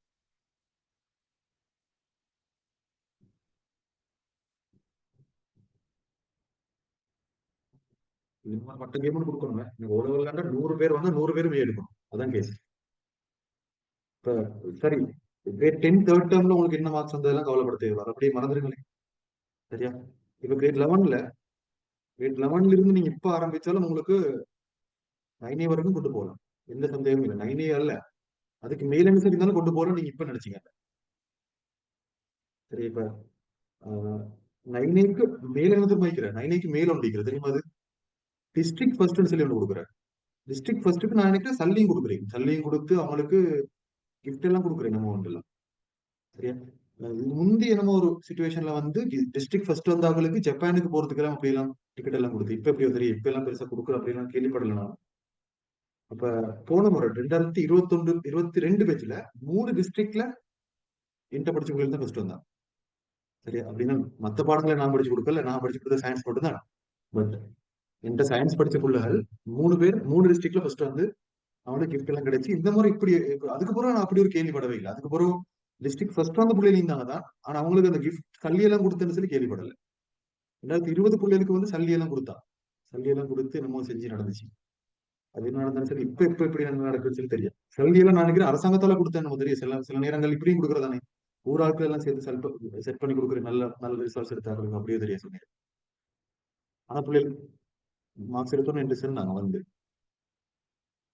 சரி அப்படியே கவனிங்க. அப்ப பெரிய இயல்புகள் வருவோம். சரி, பிரியிலேத்திர இயல்புகள் ஒன்றொன்றா எழுதிட்டு போகும். முதலாவது பாருங்க பிரியிலேயம். நான் இப்ப உங்களுக்கு பிரியிலேயம் ஒன்று எப்படி இருக்குன்னு சொல்லி வரைய போறேன். பிரியிலேயங்கள்ல கலங்கள் எல்லாம் எப்படி இருக்குன்னு சொல்லி அதை வரைஞ்சிட்டு நாங்க இயல்புகளை பார்ப்போம். உண்மையிலேயே வரையக்குள்ள எங்களுக்கு அந்த இயல்புகள் எல்லாத்தையும் பாத்துறோம். வரைஞ்சிட படத்துல பாருங்க பெரியது நான் வரைய போறேன், என்னோட சேர்ந்து வரையுங்க.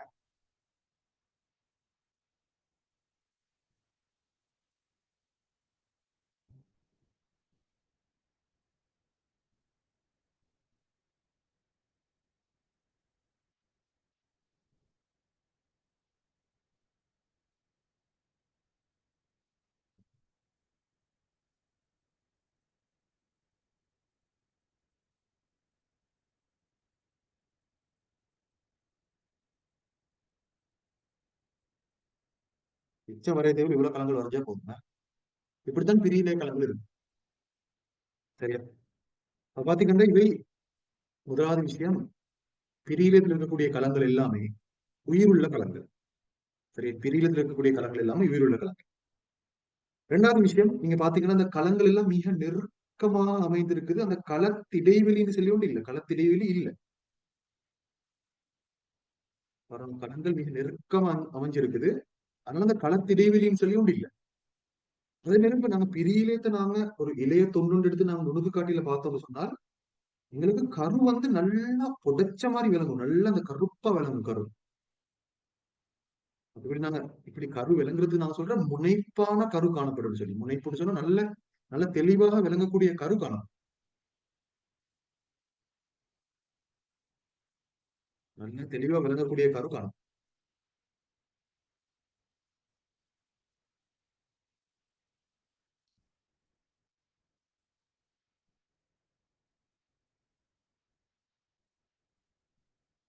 சரியா?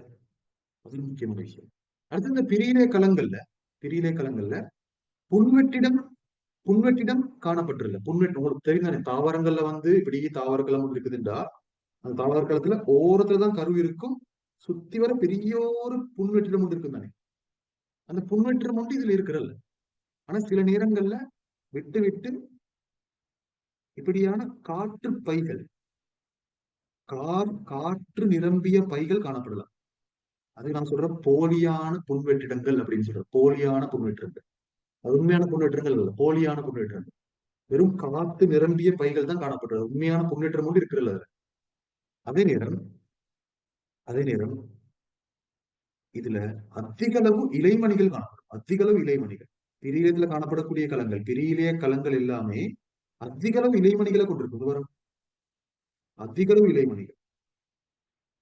படத்தை வரையக்குள்ளே படத்தை பார்த்தோம்னா ஐடியா கிடைச்சாச்சு எல்லா இயல்புகளும். இப்போ உங்களுக்கு பிரியிலத்தின் இயல்புகளும் கேட்டா பாருங்க, இந்த படத்தை பார்த்துக்கொண்டே நான் சொல்லுவேன். பாருங்க, படத்தை வரைஞ்சு முடிஞ்சோன்னு படத்தை பார்த்துக்கொண்டே நான் சொல்ல போறேன் இயல்புகள். அப்ப பாடமாக்குற லேசி.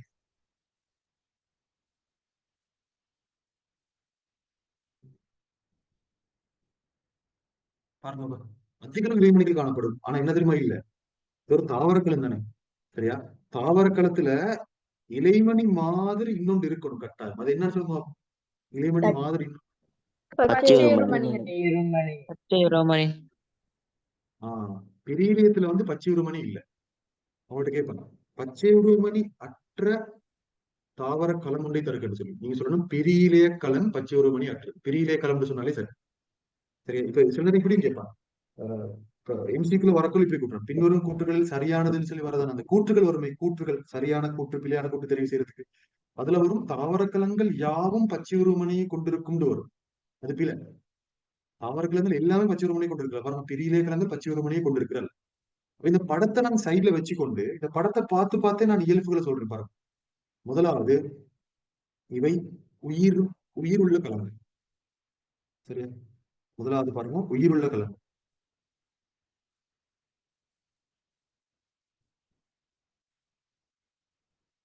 இரண்டாவது இயல்பு, இதை பார்த்து படத்தை பார்த்தே சொல்றேன், களத்திடைவெளி இல்லை.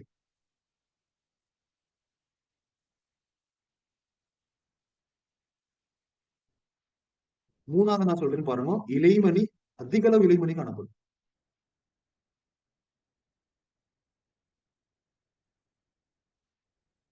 காணப்படுவதற்கு கா உம்முன்னு சொல்லி போட்டுனேன். சரியா? அடுத்து என்ன? முனைப்பான கரு. முனைப்பான கரு காணப்படும். படத்தை பார்த்துக்கொண்டே சொல்றேன்.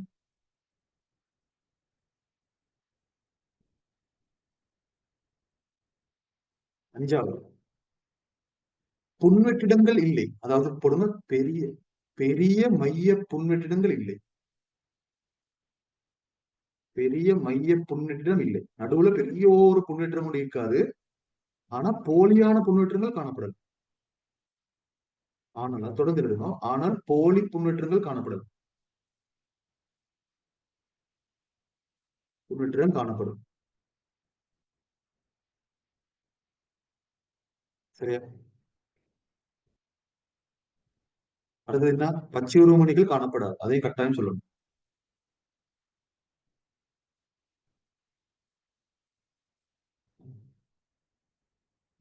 பச்சை உருவமணிகள் இல்லைன்னு சொல்லணும். அவ்வளவுதான். பச்சை உருவமணிகள் இல்லை. ஏழாவது, அளவில் சிறியது. அளவில் சிறியது. களங்கள் வந்து சின்ன களங்கள். இந்த படத்தை பார்த்தாலும் எங்களுக்கு விளங்கி கொள்ளலாம் பாருங்க. அப்ப இதுல வந்து நான் சும்மா படங்கள்ல குறிக்கிறேன். இதுல இது வந்து என்னது? கரு. இதுதான் போலி புன்வெற்றிடம். போலி புன்வெற்றிடம். சரியா? இதுல இலைமண். இவ்வளவுதான் குறிக்கணும். வேற ஒன்றும் குறிக்கிறதுக்கு இல்ல. வேற ஒன்றும் குறிக்குவாங்க. இவ்வளவுதான் பெரிய இலைய கலங்கள். ஏன் இலைமணின்னு சொன்னால் ஏன் அதிக அளவு இலைமணிகள் காணப்பட்டது தெரியுமா? அதிக அளவு இலைமணிகள் இருந்தா தானே போல இந்த களங்களுக்கு பிரியலாம். இப்போ ஒரு களம் பிரிஞ்சு 2 களங்கள் வரணும்னா பெரிய சக்தி தேவைப்படுது. லேஸ் இல்ல அது அப்படி நடக்கிறது. சரி, இப்ப இளையோர் பிரிவுன்றது வந்து நாங்க சும்மா சொல்றோம், ஒரு களம் பிரிஞ்சு 2 களங்கள் வாரன்னு சொல்லி.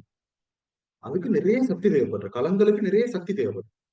உங்களுக்கு தெரிஞ்ச இலைமனிதன சக்தியை பெற்றுக் கொடுக்கக்கூடிய ஒரு ஒரு ஒரு ஒரு புன்னங்கம், சக்தியை உருவாக்கி கொடுக்கக்கூடிய ஒரு புன்னங்கம் தான் இலைமணி. சரியா? அதுக்கு நாங்க இலைமணி அப்படி சக்தியை பெற்றுக் கொடுக்கறதுனால அதுக்கு ஒரு விசேட பேரொன்று. விசேட பேரொன்று வைக்கிறேன். யாரும் சரி தெரியுமா?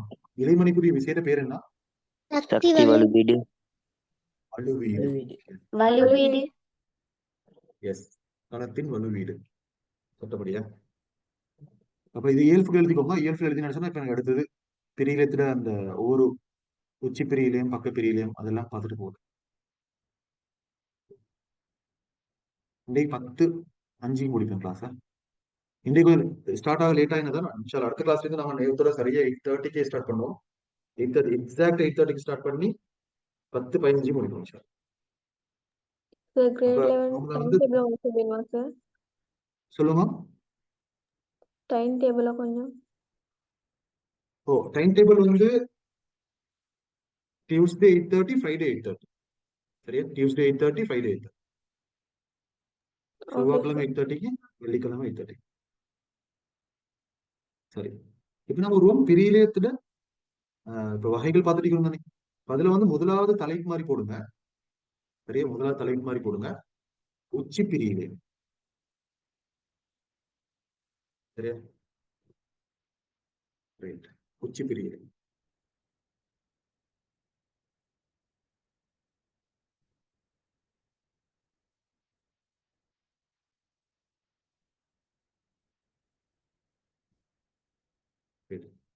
அப்ப நம்ம உச்சி பிரியிலத்துல என்னென்ன தெரிஞ்சுக்கணும்னு சொல்லி சரியா? உச்சிப்பிரி இலையத்துல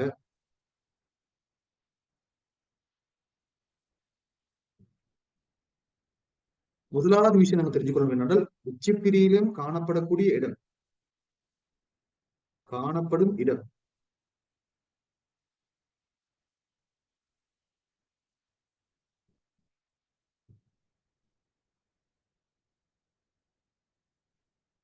சரியா? காணப்படும் இடம் தெரிஞ்சுக்கணும். உச்சிப்பிரியிலும் காணப்படுறது வந்து நல்லா கேட்டுக்கோங்க, 3 இடங்கள். சரியா? அந்த 3 இடங்களை நான் வரைய போறேன். 3 இடங்கள்ல வரைய போறேன். 3 இடங்களே வரைய போறேன். அதுக்கு முதல்ல நான் எழுதிக்கிறேன் பாருங்க. 3 இடங்கள்ல காணப்படுது. உச்சிப்பிரியிலே 3 இடங்கள்ல காணப்படுது. உங்களுக்கு எம்சிக்யூ கேள்விகள் வரும். நாங்க நோட்ஸ் வந்து உண்மையிலே லேசி. நோட்ஸ் இந்த மாதிரி நோட்ஸ் தந்தோடனே உங்களுக்கு படிக்கிறே லேசி. சரி, ஒவ்வொரு படிச்சுட்டு வரலாம். ஒன்றும் அங்கே முன்னுக்கு பின்னுக்கு ஆடல.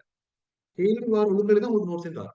பாருங்க, காணப்பட்ட இடங்கள் உச்சிப்பிரியிலே காணப்பட்ட இடங்கள் 3. ஒன்று தண்டின் உச்சி,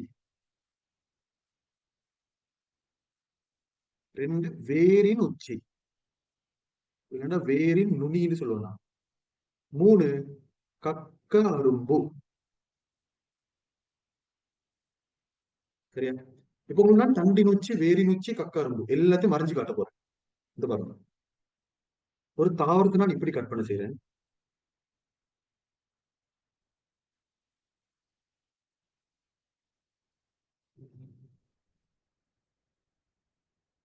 சரியா? ஒரு தாவரத்தை நான் இப்படி கற்பனை செய்யறேன். இது தாவரத்துல கிளைகள் சொல்லுவோம்.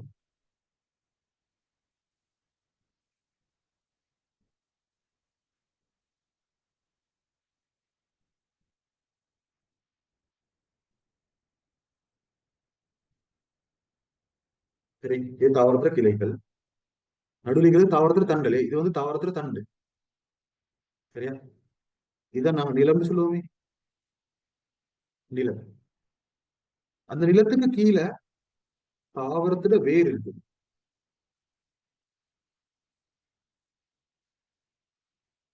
அந்த வேரும்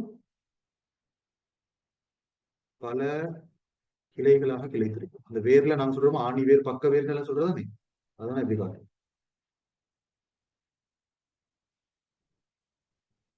இது நாம ஒரு தாவரத்தை சும்மா சும்மா சிம்பிளா வரைஞ்சிக்கிறேன் தேவைக்காக வேண்டும். சரி, எங்கெங்க தெரியுமா உச்சிப்பிரியிலையும் காணப்படுறேன். நான் உச்சிப்பிரியிலையும் காணப்படுற இடங்களை வந்து நான் கொஞ்சம் நான் இன்னொரு விஷயம் சொல்லணும் இன்னைக்கு. என்னண்டா,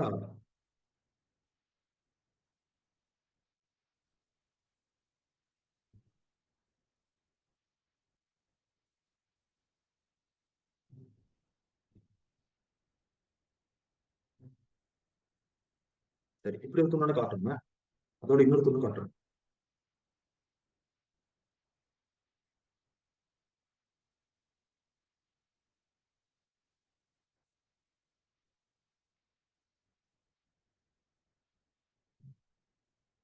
சரி, பாருங்க, இப்ப இதுல வந்து ஆஹ் எங்கெங்க பக்கம் உச்சி பிரியிலே, பிரியிலயத்துல உச்சி பிரியிலே எங்க காணப்பட்டேன்னு சொல்லி காட்ட போறேன். அதனால சோப்பு கடால காட்ட போறேன்.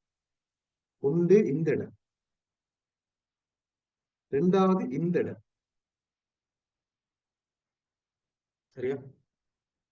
3வது இந்த இடம்.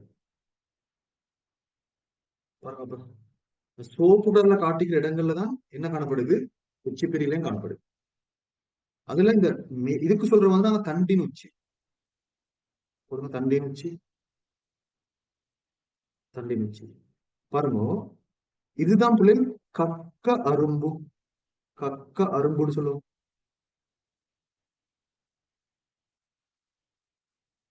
கக்க அரும்புன்றது இதுதான். கக்க அரும்புன்னு சொன்னா என்னடா பிள்ளைகள் பாருங்க, தாவர தண்டிலிருந்து கிளையுண்டு ஆரம்பிச்சு போற நேரம் தண்டுக்கும் கிளைக்கும் இடையில ஒரு சின்ன ஒரு அரும்புண்டு இருக்கு. அதான் நம்ம சொல்ற கக்க அரும்புன்னு சொல்லி. சரியா? தாவரங்கள்ல அரும்புகள் 3. சரி, அரும்புகள் 3. அதை நான் கிரேட் 10ல வச்சு சொல்லி தந்துக்கிறேன் உங்களுக்கு. இதுக்கு சொல்ற முனை அரும்பு. முனை அரும்பு, தண்டின் உச்சின்னு சொல்றதுக்கு முனை அரும்புன்னு சொல்றேன். சரியா? தண்டின் உச்சி அல்லது முனை அரும்புன்னு சொல்றேன். அதே மாதிரி இது வந்து கக்க அரும்பு. இந்த இதுக்கு நாங்க சொல்ற பக்க அரும்பு. பக்க அரும்பு அதிலிருந்துதான் கிளைகள் உருவாக்கப்பட்ட அந்த இடத்துல இருந்து, கிளைகள் உருவாக்கப்பட்ட அந்த இடத்துல இருந்து கிளைகளோட ஆரம்பம் பக்க அரும்புன்னு சொல்லப்படும். பக்க அரும்புல உச்சி பிரியிலும் இருக்கிறதா சொல்லப்படல. கக்கரம்பு தான் இருக்குது. கக்கரம்புண்டா என்ன? கிளைகளுக்கும் தண்டுக்கும் இடையில, கிளையோண்டு உருவாயினோட இடையில நீட்டி கொண்டிருக்கும். அதுதான் கக்கரம்பு. பக்கரும்பு, முனையரும்பு பாருங்க. முனையரும்பு, பக்கரும்பு, கக்கரும்பு இதெல்லாம் தெரிஞ்சுக்கணும். அதுல முனையரும்புலையும் கக்கரும்புலையும் அதே மாதிரி இதே வேரின் நுனி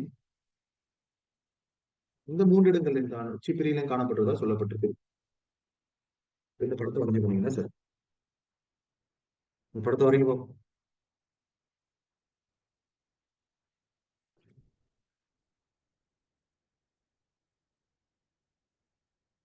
சரியா? இந்த படத்தை வரைஞ்சாக்கள் அடுத்து கொடுங்க தொழில். உச்சிப்பிரியிலேற்ற தொழில்.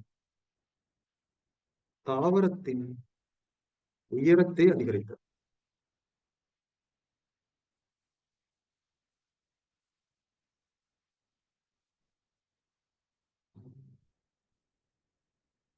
தாவரத்தின் உயரத்தை அதிகரித்த. சரியா? இவ்வளவுதான் நாங்க உச்சிப்பிரிவில் சம்பந்தமா தெரிய வேண்டியது. அடுத்த கிளாஸ்ல நாங்க பக்க பிரியிலும் இடைப்பூந்த பிரியிலத்தை பார்ப்போம். சரியா? அடுத்த கிளாஸ் சீக்கிரம் வந்து வெள்ளிக்கிழமை 8:30. வெள்ளிக்கிழமை 8:30. சரியா? என்ன சரி சந்தேகம் மிக்க நான் இப்ப படிச்சதுல சட்டில கேட்கறா கேளுங்க, இல்ல சரி என்ன சரி கேள்வி கேட்கணும்னு சொன்னா கேட்டு முடிச்சிருவோம். சரி, என்ன சரி சயின்ஸோட சம்பந்தப்பட்ட இந்த பாடத்தோட சம்பந்தப்பட்ட இல்ல இந்த பாடத்துல இருந்து மேலதிகமான விஷயங்கள் எது கேட்டாலும் பிரச்சனை இல்லை. சார் எக்ஸ்கியூஸ் மீ ஓ சொல்லுங்க. சார் கனவும் அரும்பும் உண்டா? இல்ல, கணுவும் அரும்புன்றது வேறையா. சரியா? நான் கணுன்னு என்னன்னு சொல்லித்தாரேன். கணு வந்து உண்மையிலே இந்த தாவரங்கள் இல்ல. கணுன்னு சொல்லி காணப்பட்டது வந்து புத்தாவரங்கள். சரியா? இப்ப நான் இப்ப வரைஞ்சிக்கிற வந்து ஒரு 27 தாவரம் உண்டு. நான் ஒரு புத்தாவரம் கொண்டு வரைஞ்சு காட்டுன்னு அங்கதான் கணுன்னு சொல்லி கொண்டு இருக்கு. சரியா? அது கணுன்னு என்னன்னு சொல்லித்தாரேன். சார் நான் முனையரம்பு உங்களுக்கு ஓ, முனையரம்புக்கு தண்டின் உச்சி மொண்டா. ஓ, தண்டின் உச்சின்றது முனையரம்புன்றது ஒரே விஷயம் தான். ஒரு வித்தியாசம் இல்லை. ஏன்னா நீங்க தண்டின் உச்சி அல்லது முனையரம்புன்னு சொல்லி கொடுக்கும்.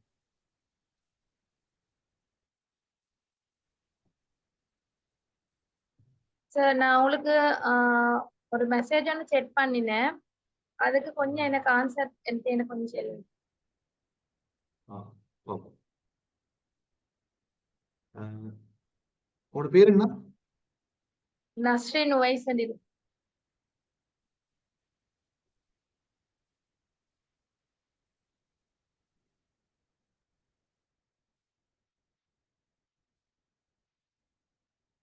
நஸ்ரின் ஓஎஸ்.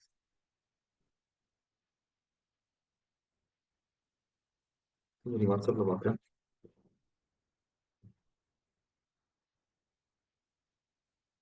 எனக்கு நீங்க என்ன நம்பருக்கு தானே அனுப்புறீங்க? இது இப்ப நீங்க கான்டாக்ட் பண்ணி கொடுத்துருக்கிற அந்த நம்பருக்கு தான் அனுப்புங்க.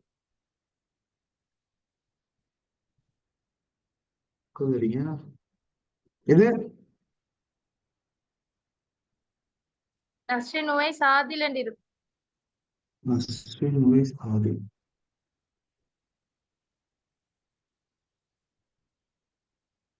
ஆதில்ல நிறைய புள்ளிகள் வைக்கிறாரு தான் நான் அப்படி காட்டுது. எனக்கு இப்போ ஒரு மெசேஜ் ஒன்று பண்ணுங்களே, திரும்ப இருக்கா. அது அப்ப மேல வரும் தானே. இப்ப நீங்க அனுப்பினோடனே அது கீழே போயிட்டுச்சோ தெரியாது. இப்ப அனுப்புங்க. Okay sir.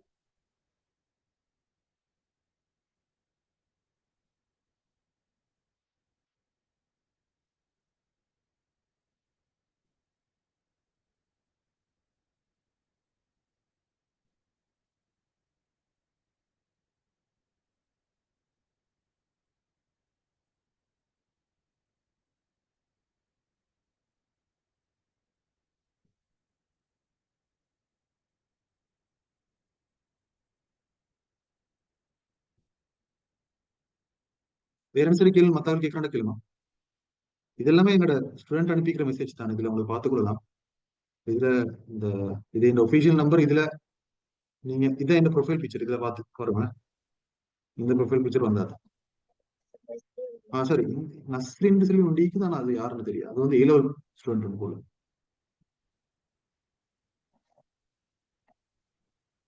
Sir excuse me sir வந்தா மெசேஜ் திரும்பி பாக்குறேன். சொல்லுங்க மத்த சொல்லுங்க. சார் நான் உங்களுக்கு இன்னொரு கொஸ்டின் அனுப்பினேன், அதுக்கு கொஞ்சம் answer. உங்களோட பேர் என்ன? அடிச்சு பார்ப்போம். அடுத்து நீங்க நஸ்ரீன் அனுப்பிற கேள்வி இன்னும் வரல எனக்கு. நீங்க வேற யாரும் சரி அனுப்பி படிச்சோ தெரியா?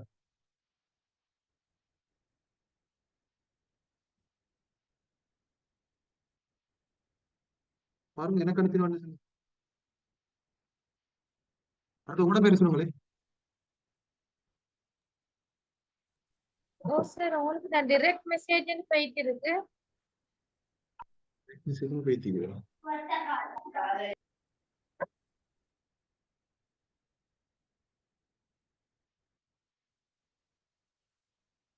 சிலருக்கு உங்களுக்கு எக்கடமிக் அனுப்பி பட்டிக்கிறதோ தெரியா? எனக்குன்னா வந்து சேரல.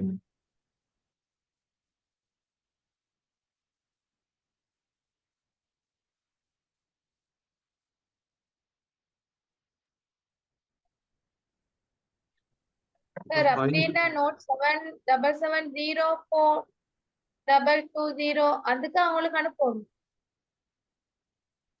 04201113 தான் என் நம்பர். இது பாருங்க, இந்த நம்பர் பாருங்க.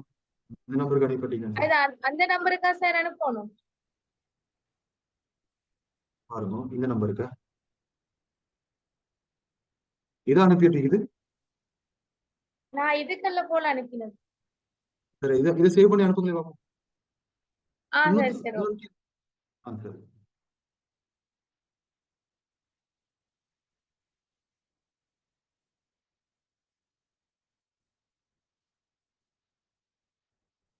வாட்ஸ்அப்ல கேட்டீங்கிற sir, I didn't study grade 9 grade 10 because I am abroad because I studied grade 9. Okay, my class.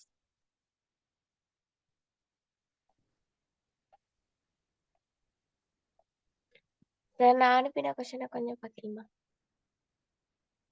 உங்களோட பேர் என்ன? ஸ்டஃப்கா. எனக்கு நீங்க மெசேஜ் போடுங்க இப்ப. அப்ப எனக்கு உங்களோட மெசேஜ் மேலுக்கு வரும். அடுத்தது கிரேட் 10 படிக்காத பிள்ளைகள் கொஞ்சம் பேர் இருக்கிறேன்னு சொல்லி மெசேஜ் வந்து இருக்குது. அவங்களுக்கு நான் சொல்ற விஷயம் என்னன்னா, நீங்க வந்து யோசிக்க தேவையில்ல. சரியா? இப்ப நாங்க கிரேட் 10 நீங்க ஸ்கூல்ல எங்க சரி ஒரு இடத்துல படிச்சிருந்தா நாங்க ரிவிஷன் செய்வோம் தானே. இப்ப நாங்க கிரேட் 10ல எக்ஸாம் வைக்கிறது தானே. 3 பாடமா சேர்த்து சேர்த்து எக்ஸாம் வைக்கிறேன். சரியா? ஓகே, ஷஃப்கா மெசேஜ் இல்ல. சரி, இப்ப நாங்க வந்து ஷஃப்கோட மெசேஜ் போடணும். கேள்வி அனுப்புங்க. எந்த கேள்வி நீங்க கேட்கிற இதா? ஓ சார் லாஸ்ட் டைம். இந்த கிரேட் 10 படிக்காதாக்களுக்கு நாங்க ரிவிஷன் செய்யக்குள்ள நாங்க ஒவ்வொரு பகுதியா உங்களுக்கு திரும்ப திரும்ப சொல்லி தருவேன். சரியா? அப்படியே முழு தியரியும் உங்களுக்கு படிக்கணும், நோட்ஸும் எடுத்து எல்லாத்தையும் கம்ப்ளீட்டா படிக்கணும்னு சொன்னா உங்களுக்கு கிரேட் 10ஓட வந்து சேரலாம், பிரச்சனை இல்லை. அப்படி ஒரு ஆப்ஷன் இருக்குது. அப்படி இல்லைன்னா கிரேட் 10 ரெக்கார்டிங் எடுக்கவும் இல்லை. சரி, இது உங்களோட பெஞ்சுக்கு படிச்சு கொடுத்த கிரேட் 10 ரெக்கார்டிங் எடுக்கவும் இல்லை. சரியா? பாப்போம் இந்த கேள்வியா. இங்கு துலாவினை பயன்படுத்தி கிணற்று நீரை அள்ளும் உபகரணத்தின் அமைப்பு படத்தில் காட்டப்பட்டுள்ளது. பாடம் முடிஞ்சிருச்சு, கிளாஸ் முடிஞ்சிருச்சு. லெஃப்ட் ஆகலாம், டவுட் இல்லாமலே கேட்கலாம். சரி, இங்கு பயன்படுத்தப்படும் நீரற்ற வாளி 3 கிலோகிராம் இதனுடையது. துலாவின் நிறை மற்றும் அச்சின் உராய்வு என்பவற்றை புறக்கணிக்கவும் என்று சொல்லி சொல்லப்பட்டிருக்குது. சரி, இது வந்து இந்த விசை திருப்பத்தின் கீழ் சமநிலை மாதிரிதான் விளங்குது. பார்ப்போம். வாளியை கிணற்றுக்குள் அனுப்ப மனிதனுக்கு தேவைப்படும் மிக இழிவான விசையின் பெருமானம் யாது?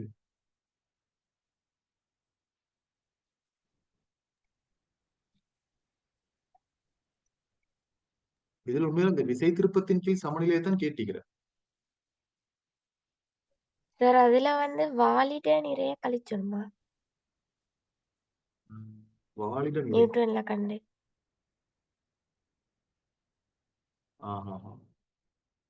நீங்க கேட்கிற வந்து வால் இல்ல பாருங்க. இப்ப இப்படித்தான் யோசிக்கணும். இப்படி செஞ்சிருந்தா சரி.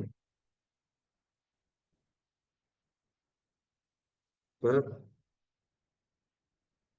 இப்படி ஒண்டிக்கிற சரியா, ஒரு வாளி தொங்குற இப்படி. சரியா?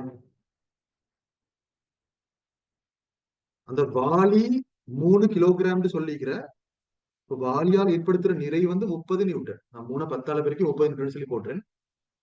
அதோட கல்லொண்டு கட்டி தொங்க விட்டிக்கிற அங்கால 30 கிலோகிராம். 30 கிலோகிராம் கல்லொண்டு கட்டி தொங்க விட்டிக்கிற 300 நியூட்டன்.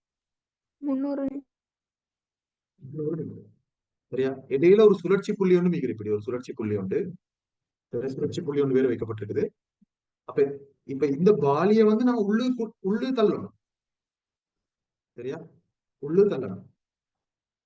உள்ளு தள்ளுறதுக்கு மனிதனால வழங்கப்பட வேண்டிய இழிவளவான விசை தான் கேட்டுக்கிறேன். சரியா? மனிதனால வழங்கப்பட வேண்டிய இழிவளவான விசை. அப்ப நாங்க என்ன கண்டுபிடிச்சா சரின்னு சொன்னால், இந்த கோலை வந்து நாம சமநிலைக்கு கொண்டு வரதுக்கு, இதை இந்த பேலன்ஸுக்கு கொண்டு வரதுக்கு, சரி, இந்த பேலன்ஸுக்கு கொண்டு வரதுக்கு சரியா அந்த கோலை வந்து இப்படி ஃபிளட்டா கொண்டு வரதுக்கு நாங்க என்ன வழங்கணும், என்ன விசை வழங்கணும்ன்றதுதான். சரியா? இப்ப எங்களுக்கு தெரியும் இந்த தூரம் 50 சென்டிமீட்டர் தரப்பட்டிருக்குது. இந்த தூரம் 300 சென்டிமீட்டர் தரப்பட்டிருக்கு. அப்படித்தானே? 300 சென்டிமீட்டர். சரியா? இப்ப நாங்க என்ன செய்யணும்னு சொன்னா, இன்னைக்கு அந்த விசை திருப்பத்தின் சமநிலையை பார்த்தாலே சரி. அப்பதான் எங்களுக்கு அந்த சமநிலைக்கு வாரத்துக்கு என்ன விசை இன்னைக்கு வழங்கப்படணும் அப்படின்னு கண்டுபிடிச்சா சரி. சரி, மொத்தமாக என்ன விசை வழங்கப்படணும்னு சொல்லி. நீ கேட்ட வந்து இப்ப மொத்தமாக எவ்வளவு விசை வரணும்னு சொல்லி கண்டுபிடிச்சிட்டு அதுல இருந்து வாளிட நிறைய கரைச்சா சரின்னா கேட்டீங்க. அப்படியே கேட்டீங்க கேள்வி.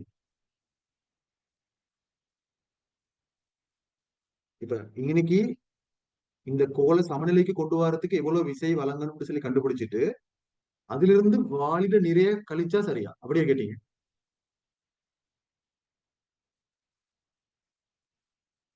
இல்லடா கீழே கேட்டேன். இல்லைன்னா சரி, நான் கண்டு சொல்றேன் இது வரும். இப்ப வந்து இப்படித்தான் இந்த கோலை வந்து சமநிலைக்கு கொண்டு வரதுக்கு நாங்க என்ன பாக்குறேன், வலஞ்சுழி திருப்பம் இடஞ்சுழி திருப்பத்துக்கு சமன்னு சொல்லி பாக்குறேன். சரியா? இப்ப வலஞ்சுழி திருப்பம், இதான் வலஞ்சுழி திருப்பம். அதாவது இப்படித்தான் தலை போட போறேன். வலஞ்சுழி திருப்பம் சமன் இடஞ்சுழி திருப்பம்.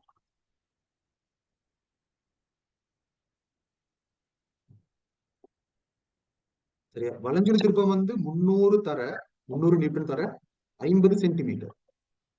அது நான் மீட்டரா மாத்திரத்துக்கு 100 பிரிக்கிறேன். சரியா? வலஞ்சுழி திருப்பம் இங்கால் ஏற்பட்ட திருப்பமும் அங்கால் ஏற்பட்ட திருப்பமும் சமனா இருந்தா தான் அந்த கோல் என்ன செய்யும், ஒரு சமநிலைக்கு வரும். சரியா? இப்ப அங்கால் ஏற்படுத்துற மொத்த விசை எனக்கு தெரியாம இருக்குமே. அங்கால் ஏற்படுத்த வேண்டிய மொத்த விசை நான் எஃப்னு எடுத்துக்கிறேன். சரியா? எஃப் கண்டுபிடிக்கலாம் பாருங்க. வலஞ்சுழி திருப்பம் 300 தர 50/100. அது எதுக்கு சமனா இருக்கணும்? எஃப் தர 300/100 சென்டிமீட்டர் தானே. அதை நான் மீட்டரா மாத்திரத்துக்கு நான் 100 பிரிக்கிறேன். 300/100க்கு சமனா இருக்கணும். அதை வச்சு நான் எஃப் கண்டுபிடிக்க போறேன். அதாவது வலஞ்சுழி திருப்பம் இடஞ்சுழி திருப்பத்துக்கு சமனா இருக்கணும். அப்ப இங்கால பக்கத்தால ஏற்படுத்துற திருப்பம் அங்கால பக்கத்தால ஏற்படுத்துற திருப்பத்துக்கு சமனாயிக்கணும். அங்கால பக்கத்தால ஏற்படுற திருப்பத்தை கண்டுபிடிக்கிறதுக்கு எனக்கு விசை தெரியும். நான் எஃப்னு எடுத்துக்கிறேன். தர 300. அதே மாதிரி இங்கால பக்கத்தால் ஏற்படுறது, அதாவது 300 நியூட்டனால் ஏற்படுத்துறது வந்து 300 தர 50 சென்டிமீட்டர். சரியா? அப்ப அதை கண்டுபிடிச்சோம்னு சொன்னா எங்களுக்கு சுருக்கலாம் பாருங்க. இங்காலே 100 இருக்குது, இங்காலே 100 இருக்குது வெட்டலாம். இங்காலே 300 இருக்குது, இங்காலே 300 வெட்டலாம். எங்களுக்கு வரும் எஃப் சமன் 50 நியூட்டன் சொல்லி வரும். சரியா? அதெல்லாம் விட 50 நியூட்டனால விட எஃப் வந்து 50 நியூட்டன் சொல்லி வந்திருக்குது. அந்த 50 நியூட்டன்ல 30 நியூட்டன் ஏற்கனவே இந்த வாளியால வழங்கப்படுது. அந்த 50 நியூட்டன்ல 30 நியூட்டன் ஏற்கனவே இந்த வாளியால் ஏற்படுத்தப்படுது. 50ல 30. அப்ப நாங்க வெறும் 20 நியூட்டனை கொடுத்தா சரி. அப்படித்தானே? அப்ப நான் என்ன செய்யறேன்டா, 50ல இருந்து 30 கழிக்கிறேன். நீங்க கேட்ட கேள்வி சரி. நீங்க கேட்டீங்களே வாளில நிறைய கழிக்கணும்னு சொல்லி. எஸ், கழிச்சாதான் நாங்க வழங்க வேண்டிய விசை வரும். நாங்க வழங்க வேண்டிய இழிவலுவான விசை 20 நியூட்டன். இந்த வாளிக்கு ஏற்கனவே 30 நியூட்டன் பாரம் முடிக்கிறது தானே. அப்ப நான் 20 வழங்கினா மொத்தம் 50 வழங்கப்பட்டாச்சு. அப்ப என்ன செய்யும், இந்த கோள் வந்து இப்படி ஒரு சமநிலைக்கு வரும். அதான் சொல்லப்பட்ட விஷயம். சரியா? இப்ப இந்த கேள்விக்கு விட வந்து 20 நியூட்டனா? 20 நியூட்டன். சரியா? இப்ப உங்களுக்கு ஒரு கேள்வியை கேட்டுட்டு லெஃப்ட் ஆயிட்டாச்சு. இன்னொரு கேள்வி வந்து பச்சை உருவமணிக்கு என்ன அடுத்த பேர்? பச்சை உருவமணிக்கு இன்னொரு பேர் ஒன்று இல்ல. பச்சை உருவமணிக்கு பச்சை உருவமணின்னு சொல்ற, இல்லாட்டி பச்சை உருவம்னு சொல்ற வேற பேர் ஒன்று இல்ல.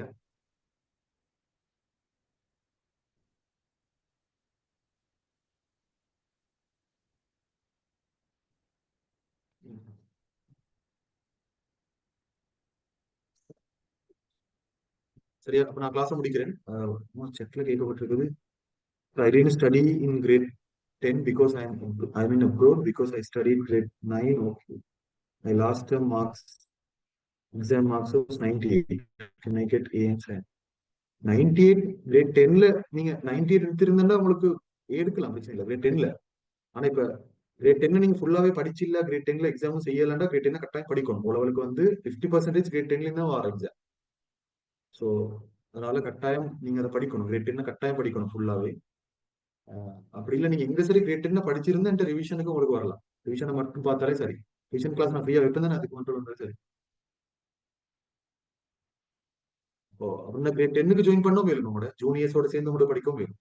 எந்த பிரச்சனையும் இல்லை, அது சும்மா நார்மலாவே படிச்சுட்டு வரலாம். உங்களுக்கு கலங்களின் கூட்டம் இளையம் என்று எழுதினா மார்க்ஸ் எப்படி கொடுக்குறது? கலங்களின் கூட்டம் இளையம்னு சொன்னா வந்து நார்மலா பார்க்க மாட்டாங்கல்ல. கலங்களின் கூட்டம் இளையம்னு சொல்றது வந்து ஒரு சிம்பிள் வரை இலக்கணம். அதை வந்து உண்மையிலே பொருட்படுத்த மாட்டாங்க. சவுண்ட் இஸ் லோண்டு வந்திருக்கு, அது என்னவோ தெரியாது. யாரோ ஒருத்தர் அது ஃபர்ஸ்ட்டுக்கு வந்தது இல்லையா?